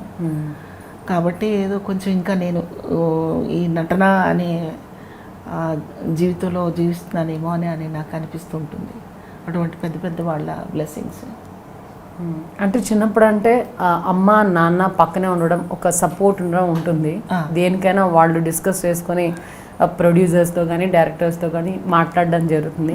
బట్ ఒక సర్టెన్ ఏజ్ వచ్చిన తర్వాత, మీకు ఇండివిజువాలిటీ వచ్చిన తర్వాత, ఏ విషయంలోనైనా మీరు వ్యక్తిగతంగా మీరే కీలక నిర్ణయాలు తీసుకునే స్టేజ్లో మీరు పడ్డ సంఘర్షణ, మీరు అన్నారు కదా ప్రతి ఒక్కళ్ళు కూడా మనల్ని కమాండ్ చేస్తారు అని చెప్పారు కదా, ఆ అట్మాస్ఫియర్కి అలవాటు పడేటప్పుడు మీ ఫీలింగ్స్? నాకు ఒక రకంగా నాటక రంగం చాలా హెల్ప్ అయిందమ్మా. ఎందుకంటే నేను దగ్గర 73 నుంచి 1991 వరకు కూడా నాటకాలు వేశాను. నాటకాల్లో నాకు చాలా ధైర్యము, చాలా సపోర్టు ఇచ్చాయి. ఎందుకు చెప్పగలుగుతున్నానంటే, పరుచూరి బ్రదర్స్ నిర్వహించే పరిషత్తులో స్టేజ్ మీద నన్ను చూసి సెలెక్ట్ చేసుకున్నారు. నేను ఎవరి దగ్గరికి ఫోటో చూపించి వాళ్ళు ఇంటర్వ్యూ చేసేదానికి వెళ్ళి నా క్యారెక్టర్ ఇవ్వండి అని అడిగే అవకాశం నాకు బ్రదర్స్ రానివ్వకుండా అనే పదం ఏంటంటే, ఆ పరిషత్తులో సెలెక్ట్ చేసుకొని ఆ సినిమాకి సెలెక్ట్ చేసుకున్నారు. సో ఆ టైంలో రామానాయుడు గారు, దాసరి గారు, రాఘవేంద్రరావు గారి సినిమా, మోహన్ బాబు గారి సినిమా, కోడి రామకృష్ణ గారి సినిమా, అలా వరుసగా వచ్చేసాయి. సో నాకు అంత ఇబ్బంది కలగలేదు. ఇక కీలకమైన నిర్ణయాలకు కూడా నేను పెద్దగా ప్రయారిటీ ఇవ్వలేదు. అవకాశం నా దగ్గరకు వస్తే నేను దాన్ని మిస్యూజ్ చేసుకోలేదు, రాని దాని గురించి బాధపడలేదు. ఇప్పుడు కూడా అంతే, తృప్తిగా నేను ఉండవలసిన పద్ధతిలో ఉన్నాను. రాని దాని గురించి కంగారు పడిపోయి భయపడిపోయి దిగులు పడను. ఎందుకంటే నేను వచ్చింది చిన్న స్టేజ్లో నుంచి కాబట్టి కోట్లకు పడగెత్తాలి అనే ఫీలింగ్ మైండ్లో లేకపోవడం కారణం కావచ్చు, అత్యాశ లేకపోవడం కావచ్చు, సాఫీగా వెళ్తూ ఉంది మీడియంగా అలా. అందుకని కీలకమైన నిర్ణయాల దాకా వెళ్ళాలి ఆ మైండ్. అంటే నేను పెద్ద స్టార్ని అయిపోయి ఆ స్టార్ డమ్ము ఎలా నిలబెట్టుకోవాలి, దాన్ని ఎలా క్యాచ్ చేయాలి, అంత పరిస్థితి రాకుండా మీడియంగా వెళ్తూ ఉంది కాబట్టి నాకు ఆ పరిస్థితి రాలేదని అనుకుంటున్నాను నేను. నాటకాలు అంటే లైవ్ పర్ఫార్మెన్స్ ఇవ్వాలి. మీరు అన్నారు ఇందాక లైవ్లోనే వాళ్ళు ఈలలు చప్పట్లు కొడుతుంటే చాలా ఎనర్జైజింగ్గా ఉంటుంది, ఇంకా బాగా చేయాలనే ఉత్సాహం వస్తుందని చెప్పి. నాటకాలు అంటే లైవ్ పర్ఫార్మెన్స్. అండ్ సినిమాల్లో వచ్చేసరికి సీన్కి కట్ చెప్తూ ఉంటారు, ఒక టేక్ కాకపోతే రెండు కాకపోతే 3 ఇలా టేక్స్ ఎక్కువ ఉంటాయి. ఈ డిఫరెన్స్ని మీరు ఎలా చూస్తారు? ఏది బాగా కంఫర్టబుల్గా అనిపిస్తుంది? కంఫర్టబుల్ నాటకం చాలా కష్టం, సినిమా చాలా కష్టం. ఒక చాలా హ్యాపీ ఫీల్ని తీసుకొని వెంటనే మళ్ళీ వేరే మూడ్లోకి కావాలంటే చేయాలి. విత్ ఇన్ సెకండ్స్లో మనం అది క్యాచ్ చేయగలగాలి. తర్వాత కంటిన్యూటీలు ఉంటాయి. ఒక సీన్ మధ్యలో ఆగిపోతుంది ఈరోజు అంటే అయిపోతుంది, రేపు మళ్ళీ ఈ సీన్తో స్టార్ట్ చేయాలి. అంటే నిన్న మనం ఏ ఫీల్డ్లో క్యారెక్టర్ చేసాం, ఏ ఎమోషన్ మనం దానికి అప్లై చేసాం, ఎంత సౌండ్ అప్లై చేసాం, ఇవన్నీ గుర్తుపెట్టుకొని చేయాలి మళ్ళీ కంటిన్యూటీ. నాటకం ఏంటంటే వన్స్ స్టార్ట్ అయితే కంప్లీట్ అయిపోయేంత వరకు చేస్తాం. అయితే అది తక్కువగా కాదు, దానికి చాలా స్కిల్ వర్క్ ఉంది. అంటే ఒక నాటకంలో 6 పాత్రలు ఉంటే 6 పాత్రల పోర్షను 6గురికి వచ్చి ఉండాలి. ముందు మీరేం మాట్లాడతారో తెలియదు, మీకు కౌంటర్ ఇవ్వాలి కదా. నేను మీకు కౌంటర్ ఇవ్వడానికి నాకు ప్రాంప్టింగ్ ఇచ్చాడంటే అది నాటకం కాదు. వితౌట్ ప్రాంప్టింగ్తో టక మనం మాట్లాడుకుంటున్నట్టు, అంటే మీరు అడిగిన దానికి నేను ప్రశ్న సమాధానం ఎలా చెప్తున్నానో అలా చెప్పగలిగే ఫ్లోలోకి వెళ్ళిపోయినప్పుడే స్టేజ్ ఎక్కుతాం. అదొక ప్రక్రియ. ఇది వేరు, ఈ మీడియా వేరు, ఆ మీడియా వేరు. అది తేలిక అని అనడానికి వీల్లేదు, అది కష్టమే. కాకపోతే ఇది ఇంకా కష్టం. ఆ మైల్యూట్ ఎక్స్ప్రెషన్స్ని కూడా మిస్ అవ్వకుండా చూసుకోవాలి. దాంట్లో ఏంటంటే కొన్ని మిస్ అయినా వెళ్ళిపోతూ ఉంటుంది బండి అట్లా. అంటే మేమే దాన్ని కవరప్ చేసేసుకుంటుంటాం, సమయస్ఫూర్తితో మేమే ఏదైనా డైలాగ్ చెప్పేసుకుంటాం, అట్లా అనమాట. అండర్స్టాండింగ్ అలా. నాటకాలు అనే స్టేజ్ నుంచి సినిమాల స్టేజ్కి వచ్చారు. సినిమాల్లో కూడా నేను చెప్పినట్టుగా 90s ఎరాలో చాలా సక్సెస్ఫుల్గా మీ జర్నీ కొనసాగించారు. మళ్ళీ సీరియల్స్కి రావడం అంటే ఒక మెట్టు పైకెక్కి మళ్ళీ దిగడం లాంటిది. సినిమాల్లో మంచి పేరు, మంచి స్టేజ్ చూసిన తర్వాత ఫస్ట్ టైం సీరియల్ ఆర్టిస్ట్గా అడుగు పెట్టినప్పుడు ఆ అట్మాస్ఫియర్ కానీ మీ చుట్టుపక్కల ఉన్న జనాలు మిమ్మల్ని ట్రీట్ చేసే విధానం కానీ ఎలా ఉండింది? నేను నా క్యారెక్టర్ని స్క్రీన్ మీదే చూసుకుంటాను. నా పక్కన ఉన్న వాళ్ళని అసలు నేను ఆలోచించను. ఎందుకంటే ఇప్పుడు వచ్చిన వాళ్ళకి శివపార్వతి తెలియదు, సావిత్రి తెలియదు. టు బి ఫ్రాంక్గా చెప్పాలంటే, అంటే వాళ్ళకి తెలీదు. ఆ ప్లేస్లో సావిత్రి గారు వచ్చి కూర్చుని అలాగే ప్రవర్తిస్తారు, వాళ్ళకి తెలీదు. సో అది అహంభావం నేను అనుకోను, తెలియదు. పసిపిల్లాడి చేతికి పాము ఇస్తే ఏం చేస్తాడు చెప్పండి, మెడలో వేసుకుంటాడు. వాళ్ళు అలాంటి వాళ్ళకి వాళ్ళు చాలా పెద్ద ఆర్టిస్టులు, రెస్పెక్ట్ ఇవ్వాలి, లేదా వాళ్ళ టైమింగు ప్రకారం మనం ఉండాలి, గౌరవించుకోవాలి. అంత సీన్ అక్కడ లేదు. కారణం వాళ్ళకి తెలియకపోవడమే. తెలియని వాళ్ళని నేను పసిపిల్లలతో సమానంగా అనుకుంటానమ్మా, వాళ్ళు మాకు రెస్పెక్ట్ ఇవ్వట్లేదు అట్లా అనుకోను. కాబట్టి మనం ఆన్ స్క్రీన్ ఏం చేస్తున్నాము, బాగుందా బాగాలేదా, మన క్యారెక్టర్ ఎలా ఉంది చూసుకుంటాను, పక్కకు వచ్చేస్తాను. నన్ను అప్లాస్ చేసేది, ట్రీట్ చేసేది ఎవరమ్మా? ప్రేక్షకులు ఓకే అంటేనే మనం బాగా బతుకుతాం. పక్కన ఆర్టిస్టులు బాగా మనల్ని అప్రిషియేట్ చేయనక్కర్లా. కాకపోతే వాళ్ళకి మాకు చిన్న కమ్యూనికేషన్ ఉండాలి. అది ఉంటే సక్సెస్ అవుతుంది సీను. వాళ్ళేదో ఫీల్ అయిపోయి నేనేదో ఫీల్ అయిపోతే ప్రేమగా యాక్ట్ చేయాలంటే యాక్ట్ చేయలేము, పోట్లాడుకోవాలంటే పోట్లాడుకోలేము, మాట్లాడుకోవాలంటే మాట్లాడుకోలేము. కాబట్టి కమ్యూనికేషన్స్ ఉండాలి. ఆ కమ్యూనికేషన్స్ మెయింటైన్ చేసుకునే విఘ్నత, వాళ్ళు నేర్చుకున్న పాఠాలు అంటే ఎక్కడి నుంచి నేర్చుకున్నారు? డైరెక్ట్ కెమెరా ముందుకు వచ్చారు. ముందుగా వాళ్ళు నేర్చుకున్న ఏమీ లేదు అక్కడ, బేసిక్స్ లేవు. డైరెక్ట్గా కెమెరా ముందుకు వచ్చారు. అయినా కూడా విఘ్నతగా ఉండాలి అనేది మన బ్లడ్ నుంచి వస్తుంది. బ్లడ్ నుంచి లేనప్పుడు నేర్చుకున్నది వస్తుంది.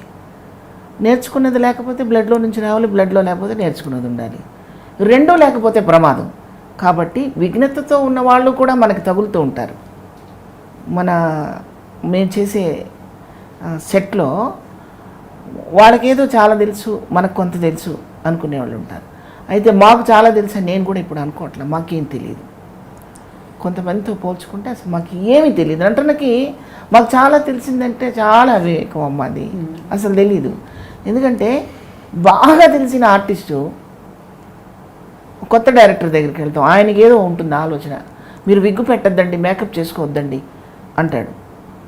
ఏంటి మేకప్ వేసుకోవద్దంటాడు, విగ్గు పెట్టద్దంటాడు అనిపిస్తుంది కాసేపు. అది న్యాచురల్ ట్రెండ్, అక్కడ అదే కావాలి. మీకు అర్థమైంది కదా? అవును, ఇన్ని రోజులు విగ్గులు పెట్టి మేకప్లు వేసుకొని అలవాటు పడ్డ మీ బ్రెయిన్ ఒకసారిగా విగ్గొద్దు మేకప్ అవుతున్నసరికి దాన్ని యాక్సెప్ట్ చేయలేదు. యాక్సెప్ట్ చేయాలి. మనకేదో తెలుసని అనుకుంటే అది పప్పులో కాలేసినట్టే కదా, అంతే కదా. కాబట్టి ఎప్పుడూ కూడా అంతా మనకు తెలుసు అని అనుకోవటం మాత్రం చాలా అవివేకం. మనకేమీ తెలియదు. ఇది తెలుసుకుంటున్న కొద్దీ కొత్తగా ఏవో పుడుతున్నాయి.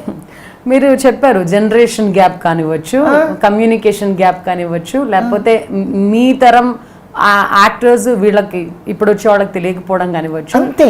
ఒక సీన్ పండాలంటే కెమిస్ట్రీ ఉండాలన్నారు. మరి కెమిస్ట్రీ ఉండాలనుకున్నప్పుడు కమ్యూనికేట్ చేస్తూ ఉండాలి.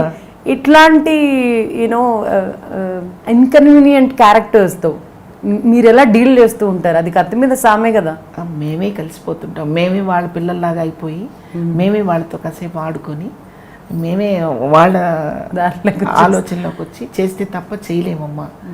లేకపోతే మాకేదో నమస్కారం పెట్టలేదు, గుడ్ మార్నింగ్ చెప్పలేదు అనుకునే ఆర్టిస్టులు మా తరం వాళ్ళు ఎవరూ లేరు అసలు. అంటే చాలామంది తర్వాత నేను వచ్చాను, నా గురించి కూడా చెప్తున్నాను నేను. మేము అట్లా ఫీల్ అవ్వకూడదు, అవ్వం. నేనైతే మనకి టీవీ అయినా సినిమా అయినా నాటకం అయినా అక్కడ ఆర్టిస్ట్ ఒక్కడే కదా. టీవీ అయినా సినిమా అయినా కెమెరా ఒకటే కదా, ప్రేక్షకుడు ఒకటే కదా. చూసే ప్రేక్షకుడిని మెప్పించగలిగి పాస్ మార్కులు వేసుకుంటే మనం బతుకుతాం, అంతే.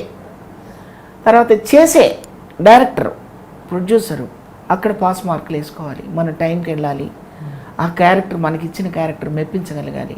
వాళ్ళు హ్యాపీగా ఉంటే మనం బతుకుతాం. బిగ్ స్క్రీన్ మీద నుంచి బుల్లితెరకు వచ్చినప్పుడు ఆ ట్రాన్సిషన్ ఫేజ్ అనేది కొంచెం ఇబ్బందికరంగా ఉంటుందని చాలా మంది చెప్పారు. నేను అసలు ఏమీ ఫీల్ అవ్వలేదు. నేను ఎక్కడైనా ఒకలాగానే ఉంటా. కెమెరాలు మారుతుంది, స్టేజ్ మారుతుంది, అంతే తప్ప నా పక్కన ఆర్టిస్టులు మారుతారు. నాకు సపోజ్ నేను ఒక బాలకృష్ణ గారికి మదర్గా యాక్ట్ చేశాను. ఇప్పుడు బాలకృష్ణ కాకుండా ఎవరో వచ్చిన సురేషో మహేషో ఎవరో ఉంటారు. మీరు అన్నారు కదా, నా గురించే సావిత్రి లాంటి వాళ్ళ గురించే తెలియని వాళ్ళు చాలా మంది ఉంటారు అని చెప్పేసి. వాళ్ళ బిహేవియర్స్ నా గురించే తెలియదు. నేను చాలా చిన్న ఆర్టిస్ట్ని, సావిత్రి గారి గురించే తెలియదు. ఇంకా మనకి నేను ఏం చెప్పను. అంటే మనతో రెక్లెస్ బిహేవియర్ చేసినప్పుడు కానీ మనల్ని ఈవిడ ఎవరో ఏదో ఆ జనరేషన్ యాక్టర్స్ అని అనుకొని మనల్ని కొంచెం చులకనగా చూసినప్పుడు మీకు ఎలా అనిపిస్తూ ఉంటుంది?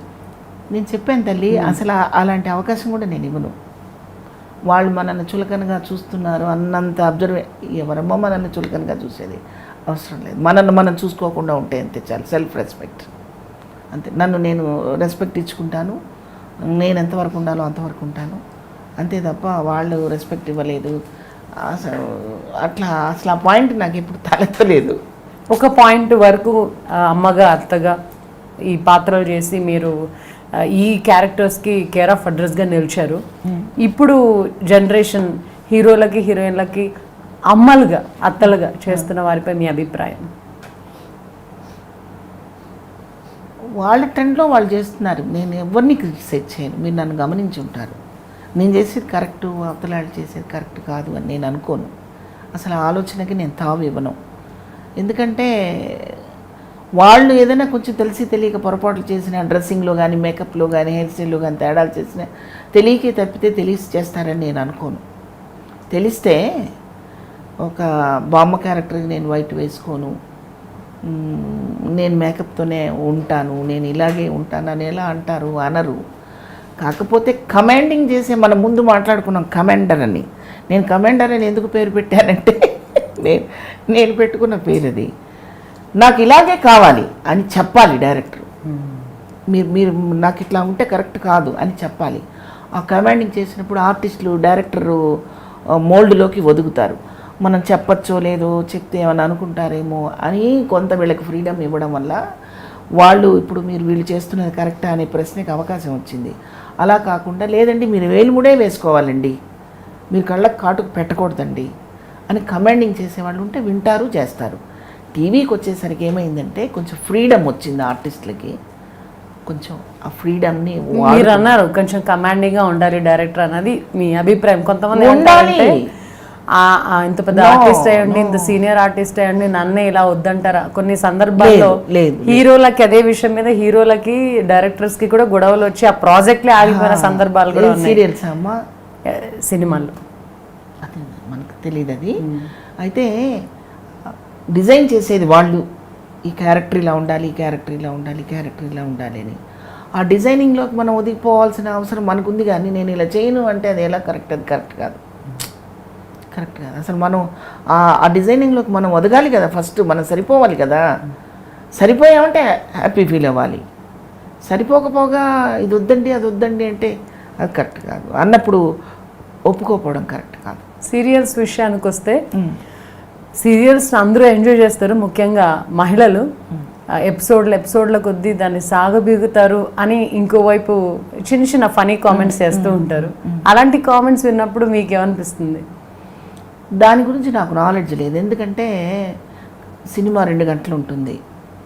ఎన్ని షార్ట్స్, ఎన్ని ఆ క్యారెక్టర్ నిడివి, కథలో ఏది మనం హైలైట్ చేయాలి అవన్నీ ముందే అయిపోతుంది. వంట తీసుకెళ్ళి వడ్డించడమే.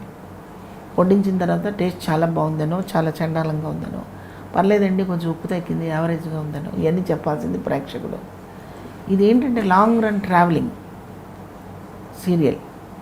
సో సాగదీయడం అనేది మన ప్రొడ్యూసరు లెక్కలేంటో, డైరెక్టర్ లెక్కలేంటో అవి మనకు తెలియని విషయం గురించి నేను మాట్లాడటం కరెక్ట్ కాదు. అండ్ సీరియల్స్ విషయం వచ్చేసరికి ఇది మరి ముంబై నుంచి అనుకరిస్తున్న సంప్రదాయమో నాకు తెలియదు, కానీ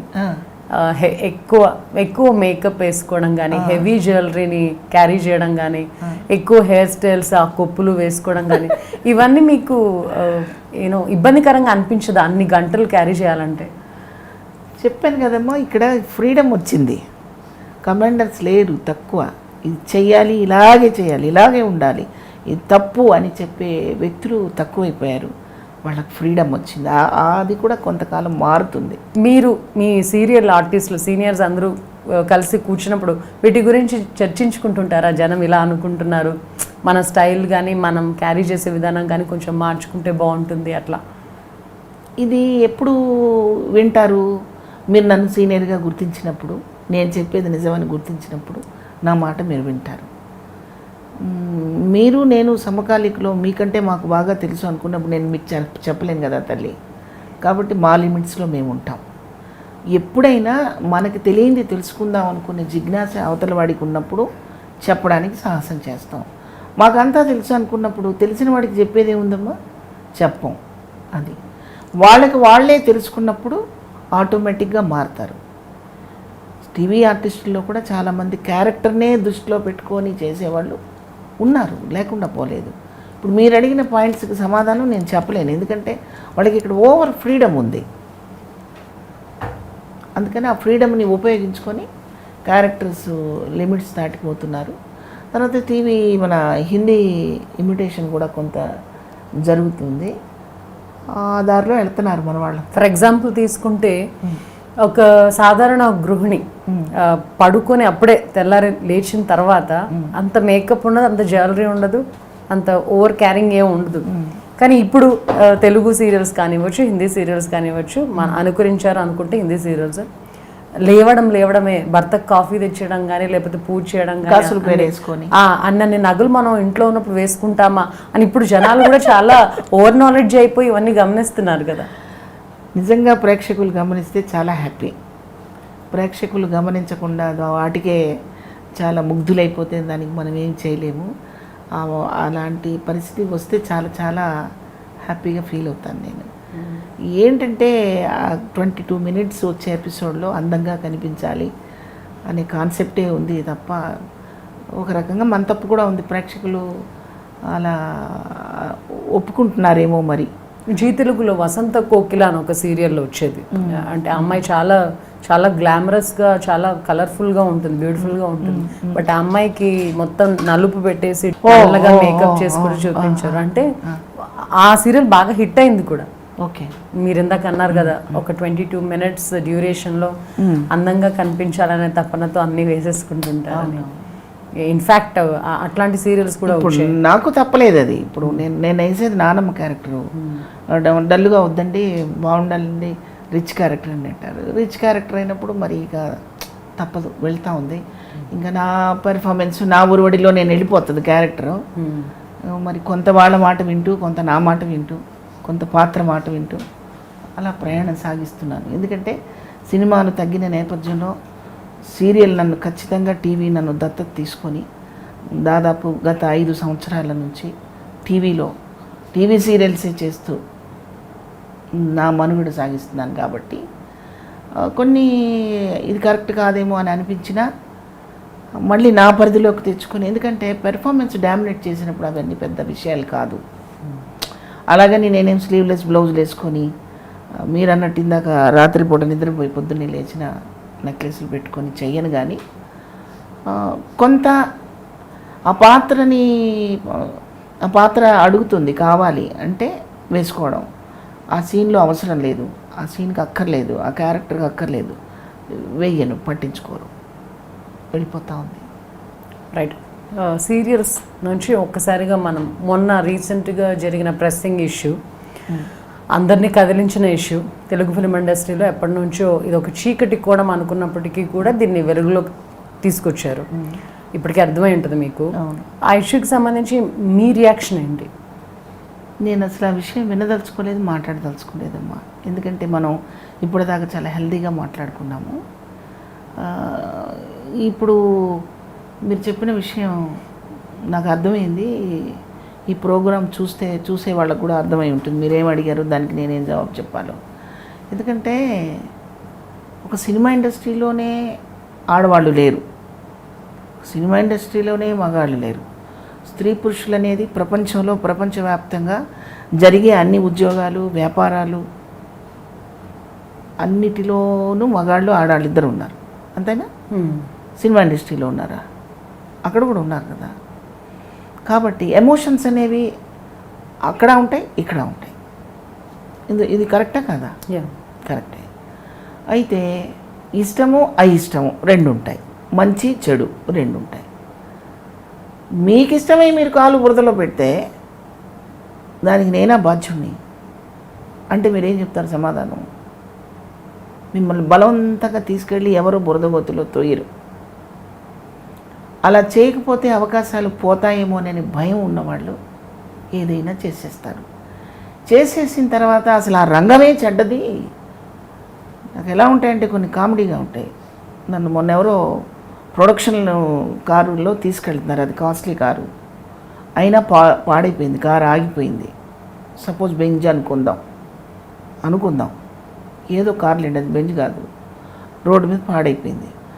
బెంజ్ కంపెనీ కార్లన్నీ చాలా బ్యాడ్ అండి అంటే మీకు ఎలా అనిపిస్తుంది చెప్పండి. కరెక్ట్. ఆ కారు చెడిపోయింది, బెంజ్ కంపెనీ కాదు. ఆ కారు చెడిపోయింది, రోడ్డు మీద పాడైపోవటం, చెడిపోవటం, రోడ్డు మీద అయిపోవడం. కారు అన్న తర్వాత ఇంజన్, మోటార్ అన్న తర్వాత పెట్రోల్ పోసి తిప్పే బళ్ళు అన్న తర్వాత అన్నిటికీ అలాంటి ప్రాబ్లమ్స్ వస్తాయి. ఆగకుండా ఎక్కడ ఉండవు. అది కండిషన్లో ఉందా లేదో చూసుకోవాల్సిన బాధ్యత మనది. అట్లాంటిదే ఇండస్ట్రీ కూడా. ఇండస్ట్రీ మొత్తాన్ని తిట్టడం అనేది ఎవరికి అర్హత లేదు. తప్పు అని నేను అన్నా, అర్హత లేదు. ఎందుకంటే ఇండస్ట్రీలో చాలా మంది ఉన్నారు, ఇక్కడ దిగ్గజాలు ఉన్నారు. రామారావు గారు ఉన్నారు, భానుమతి గారు ఉన్నారు, సావిత్రి గారు ఉన్నారు, అంజలీదేవి గారు ఉన్నారు, కృష్ణకుమారి గారు ఉన్నారు. వాళ్ళందరి గురించి మాట్లాడండి, ఒకసారి మీరు హిస్టరీ తీస్తే తెలుస్తుంది. పర్సనల్ లైఫ్ అనేది మాత్రం ఎవరు మాట్లాడకూడదు తల్లి. ప్రతి వ్యక్తి జీవితంలోనూ ఎమోషన్స్ ఉంటాయి. ప్రేమ, పెళ్ళి ఉంటాయి, ఇష్టము అయిష్టం రెండు ఉంటాయి. ఇష్టమైతే కలిసి బ్రతికారు, ఇష్టం లేదా విడిపోయారు.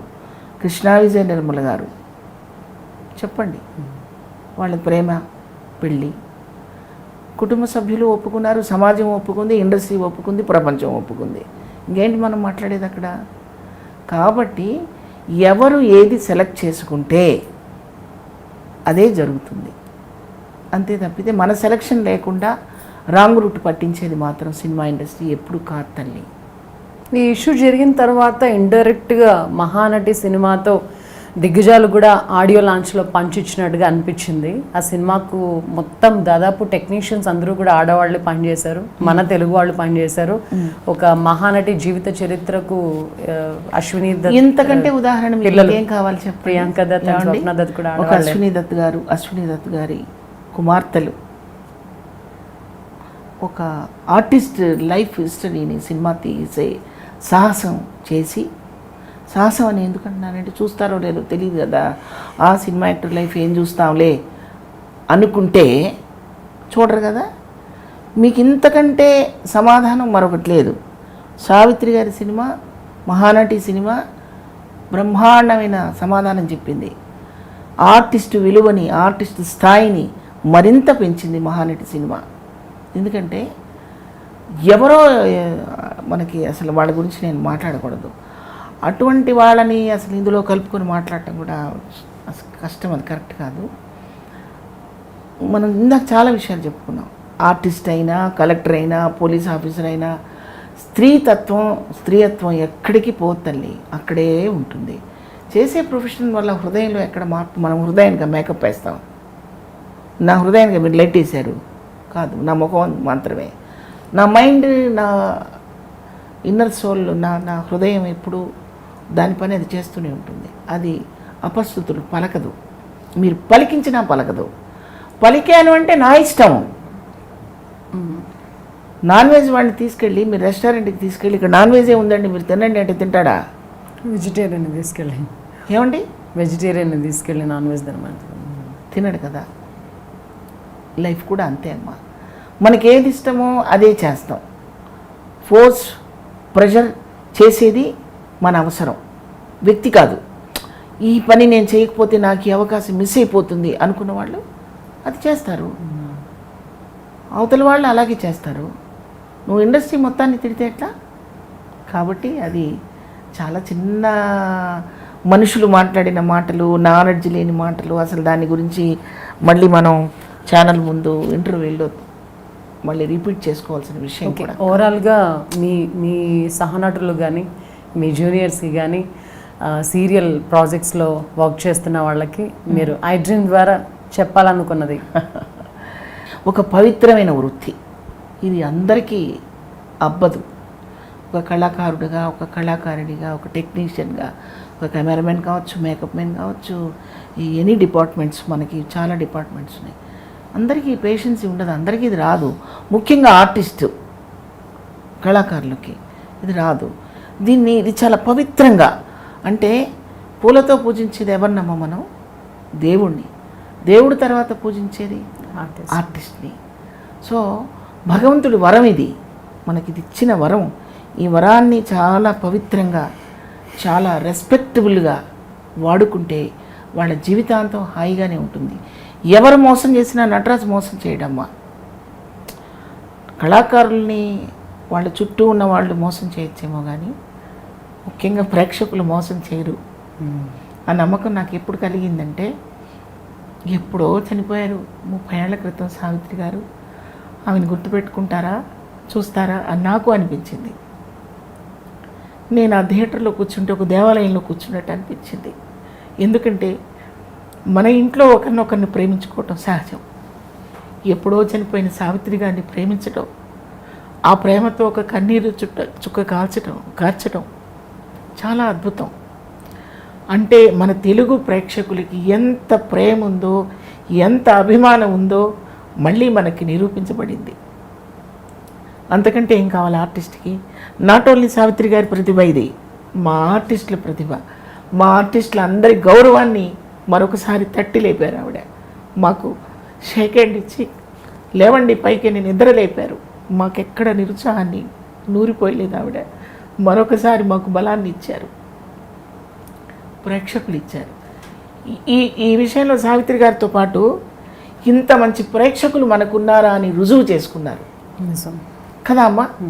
ఆ ప్రేక్షకులు లేకపోతే సినిమా ఎలా సక్సెస్ అవుతుంది? ఎక్కడ సావిత్రి గారు, ఎక్కడ ఎస్వి రంగారావు గారు చెప్పండి? గుర్తుపెట్టుకొని చూసి ఇన్స్పైర్ అయ్యి మాట్లాడుతున్నారు. దట్ ఈజ్ సావిత్రి గారు, that is Mahanati cinema, that is మన తెలుగు ప్రేక్షకులు. Right. Lovely lovely lovely audience, అది ఎప్పటికీ నేను మర్చిపోలేను. సో ఇంత మంచి ప్రేక్షకుల్ని మేము పెట్టుకొని మాకు ఒక అద్భుతమైన క్యారెక్టర్ వస్తే మా ప్రాణాలు పణంగా పెట్టి మేము కష్టపడి మాకు పారితోషికాలు తక్కువ ఇచ్చినా మేము ప్రేక్షకుల ముందుకు వెళ్ళడానికి సిద్ధంగా ఉన్నామని చెప్తున్నాను నేను. ఇప్పుడు మీరు అడిగిన దానికి ప్రశ్న సమాధానం ఇదే. ఇది పవిత్రమైన ఫీల్డ్ అమ్మ, ఇది అందరికీ రాదు. ఎవరు మోసం చేసినా నటరాజు మోసం చేయడు. మా సొమ్ము తిన్నవాళ్ళు, మా పక్కన ఉన్నవాళ్ళు, మా వెనకున్నవాళ్ళు, ముందున్నవాళ్ళు మోసం చేస్తారేమో కానీ ఇద్దరు మాకెప్పుడు కనిపెట్టుకొని ఉంటారు. ఒకరు ప్రేక్షకుడు, ఒకరు నటరాజు. పాత్రలు మాకు వచ్చినంత వరకు నటిస్తూనే ఉంటాం. మేము చేస్తున్నంత వరకు మమ్మల్ని అప్రిషియేట్ చేసి మమ్మల్ని ముందుకు నడిపిస్తుంటాడు ప్రేక్షకులు. వీళ్ళిద్దరూ మాకు రెండు కళ్ళు చాలు, ఇంతకంటే నేను చెప్పలేను. రైట్. యాక్చువల్గా senior most character artist cum serial artist present ఆడవాళ్ళందరూ కూడా టీవీలోకి అతుక్కుపోతున్నారంటే ఇలాంటి నటులే కారణం అని చెప్పాలి. ఈరోజు ఐ డ్రీమ్ ఇంటర్వ్యూ ద్వారా తన బయోగ్రఫీ, తను ఎలా ఈ ఫీల్డ్లోకి వచ్చారు, ఎలాంటి సక్సెస్ఫుల్ జర్నీ చూశారు అన్న దానికి సంబంధించి ఇంటర్వ్యూ చేయాలనుకున్నాను. బట్ ఈ డ్యూరేషన్ మొత్తం, ఈ ఇంటర్వ్యూ మొత్తం కూడా మహానటి సావిత్రి గారి గురించి ఆవిడ చాలా ఎమోషనల్గా మనతో ఎన్నో విషయాలు పంచుకున్నారు. ఎస్పెషలీ కాంటెంపరీ ఆర్టిస్టులు ఎస్వి రంగారావు కానీ లేకపోతే సావిత్రి కానీ ఇలాంటి వాళ్ళు ఎన్ని జనరేషన్స్ గ్యాప్ వచ్చినా కూడా ప్రస్తుతం యూత్ ఇంకా వాళ్ళ గురించి తెలుసుకోవాలని థియేటర్స్కి వస్తున్నారంటే అది కేవలం కళ యొక్క గొప్పతనం అని చెప్తున్నారు. కళారంగం అనేది నిజంగా చాలా పవిత్రమైంది.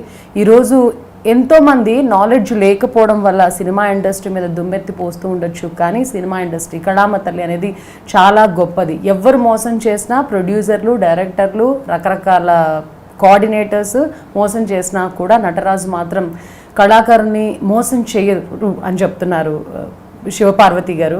మహానటి సినిమా ఖచ్చితంగా అందరూ చూడాల్సిన సినిమా. మహానటి సినిమా అనేది ఒక master piece.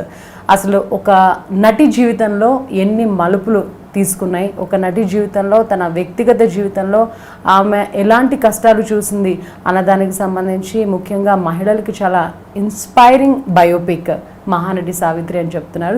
This week episode of సరదాగా విశ్వేతారెడ్డి ఎక్స్క్లూజివ్లీ ఆన్ ఐ డ్రీమ్. ఆ తర్వాత అమ్మ Samantha character, Madhuravani character, Samantha act చేసిన మధురవాణి క్యారెక్టరు. ఇంకొక రిపోర్టరు సావిత్రి గారి గురించి రాయటం గురించి ఎంక్వైరీ విజయ్ దేవరకొండ. అయితే ఆమె గురించి మీకేం తెలుసని మీరు రాద్దాం అనుకుంటున్నారు అని అడిగారు. తెలుసుకొని రాయాలని మధురవాణి అంటుంది. అమ్మ గురించి రాయాలంటే అర్హత ఉండాలని రాశాడు సాయి మాధవ్. ఇంకొకటి ఫస్ట్ వాళ్ళు రాగానే సావిత్రి గురించి తెలుసు, ఎవరి గురించి అని ఇంకోసారి సావిత్రి గురించి అయితే నేను చెప్పను, సావిత్రి గారి గురించి అయితే నేను చెప్తానని. అంటే ఈ రోజుకి కూడా సావిత్రి గారని అంటారు. ఆ విషయం మీకు చెప్పదలిచాను. ఈ పాత ఆర్టిస్టుల్ని సావిత్రి, వాణిశ్రీ, శారద అట్లా అనేవాళ్ళు కాదు. అలాగే రామారావు గారిని, నాగేశ్వరరావు గారిని, రామారావు గారు, నాగేశ్వరరావు గారు, ఎస్వి రంగారావు గారు అలా అనుకునే ప్రేక్షకులు మనకున్నారు. అట్లా ఇక ఈమె గురించి అయితే ఇక చెప్పనక్కర్లేదు. అమ్మ గురించి రాయడానికి అర్హత ఉండాలన్న పదం సాయి మాధవ్. నిజంగా నాకంటే చిన్నవాడు సాయి మాధవ్. మా ఊరే, ఒక ఊరి వాళ్ళము సాయి మాధవ్ మేము. చాలా గొప్ప గొప్ప పదాలు రాశాడు. నాకు చాలా సంతోషం అనిపించిందమ్మా.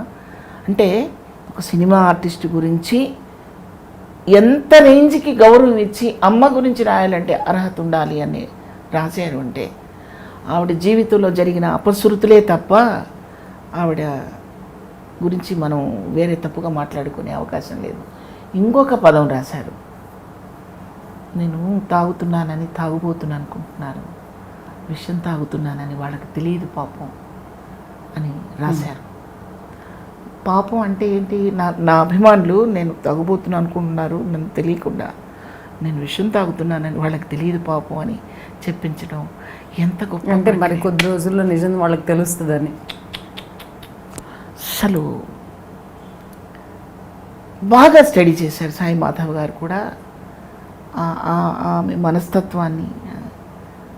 తర్వాత అక్కడ వేసే రంకెలు ఉన్నాయి చూసారా, అద్దం పగలగొట్టి రంకెలు వేసి కొట్టి తిరగబడి, అది ఎక్కడ పెట్టుకున్నారంటే దేవదాస్ సినిమాలో దేవదాసు చనిపోయినప్పుడు దేవదాని పలకని అని రంకె వేస్తూ ఆ తలుపు కొట్టి తలకాయ కొట్టుకొని పడిపోతుంది, అక్కడ వేస్తుంది ఆవిడ రంకెలు దేవదాసు చనిపోయాడని తెలిసినప్పుడు.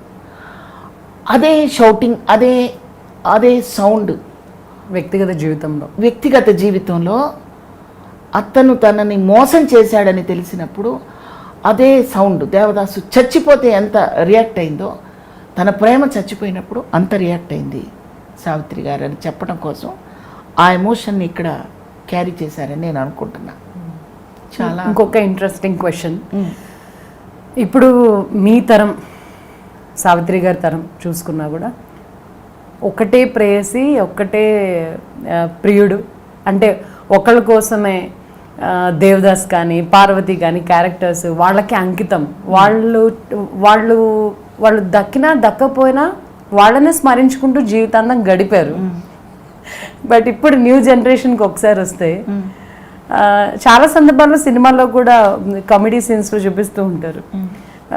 ఇప్పుడు వాళ్ళకి తెలియకపోవడమో ఏమో నాకు తెలియదు, కానీ కొద్ది రోజుల్లోనే బాయ్ ఫ్రెండ్ని మార్చేయడం కానీ, కొద్ది రోజుల్లోనే గర్ల్ ఫ్రెండ్స్ని మార్చేయడం కానీ, ఈ ప్రేమ అనే పదం కమర్షియల్ అయిపోతుంది. అసలు మనం ఆ టాపిక్ మాట్లాడుకోవడం వేస్ట్ అమ్మా, అనవసరం. ఎందుకంటే అసలు అంటే ప్రేమ గురించి ఇప్పటి తరానికి మీరు చెప్పండి, మీరు చెప్పదలుచుకొని చెప్పండి. ఎవరిని కించపరిచడం నా ఉద్దేశం కాదు, కానీ ప్రేమ రెండో స్టెప్ దిగదమ్మా, ఒకచోటే ఆగిపోతుంది. ప్రేమ వేరు పెళ్లి వేరు కావచ్చేమో, కానీ ప్రేమ ఒకటే. ప్రేమ వేరు పెళ్లి వేరు అనేది మనం చాలా కథల్లో విన్నాం. లైలా మజ్ను కానివ్వండి, ఇప్పుడు మహానటి సినిమా కాదు అది, ఒక లైలా మజ్ను కథ, ప్రేమ భగ్నమైపోయిన ఒక ప్రేమికురాలి కథ అది. కాబట్టి ప్రేమ వేరు పెళ్లి వేరు కావచ్చు, కానీ ప్రేమ ఒకటే, అది మారదు అంతే. ఒక స్టెప్ దిగి ఈ మెట్టు బాగాలేదని మళ్ళీ అక్కడ తుడుచుకొని అక్కడ ఆగి అక్కడ కాలు, అది కరెక్ట్ కాదు. కాబట్టి దాని గురించి మనం మాట్లాడుకోవడం వేస్ట్. కంఫర్ట్ లైఫ్లోకి వెళ్ళిపోయి కంఫర్ట్గా బతికేది ప్రేమలా అవుతుందమ్మా, కాదు. నమస్తే అండి, నా పేరు శివపార్వతి. నా ఇంటర్వ్యూ ఐ డ్రీమ్లో చూడండి.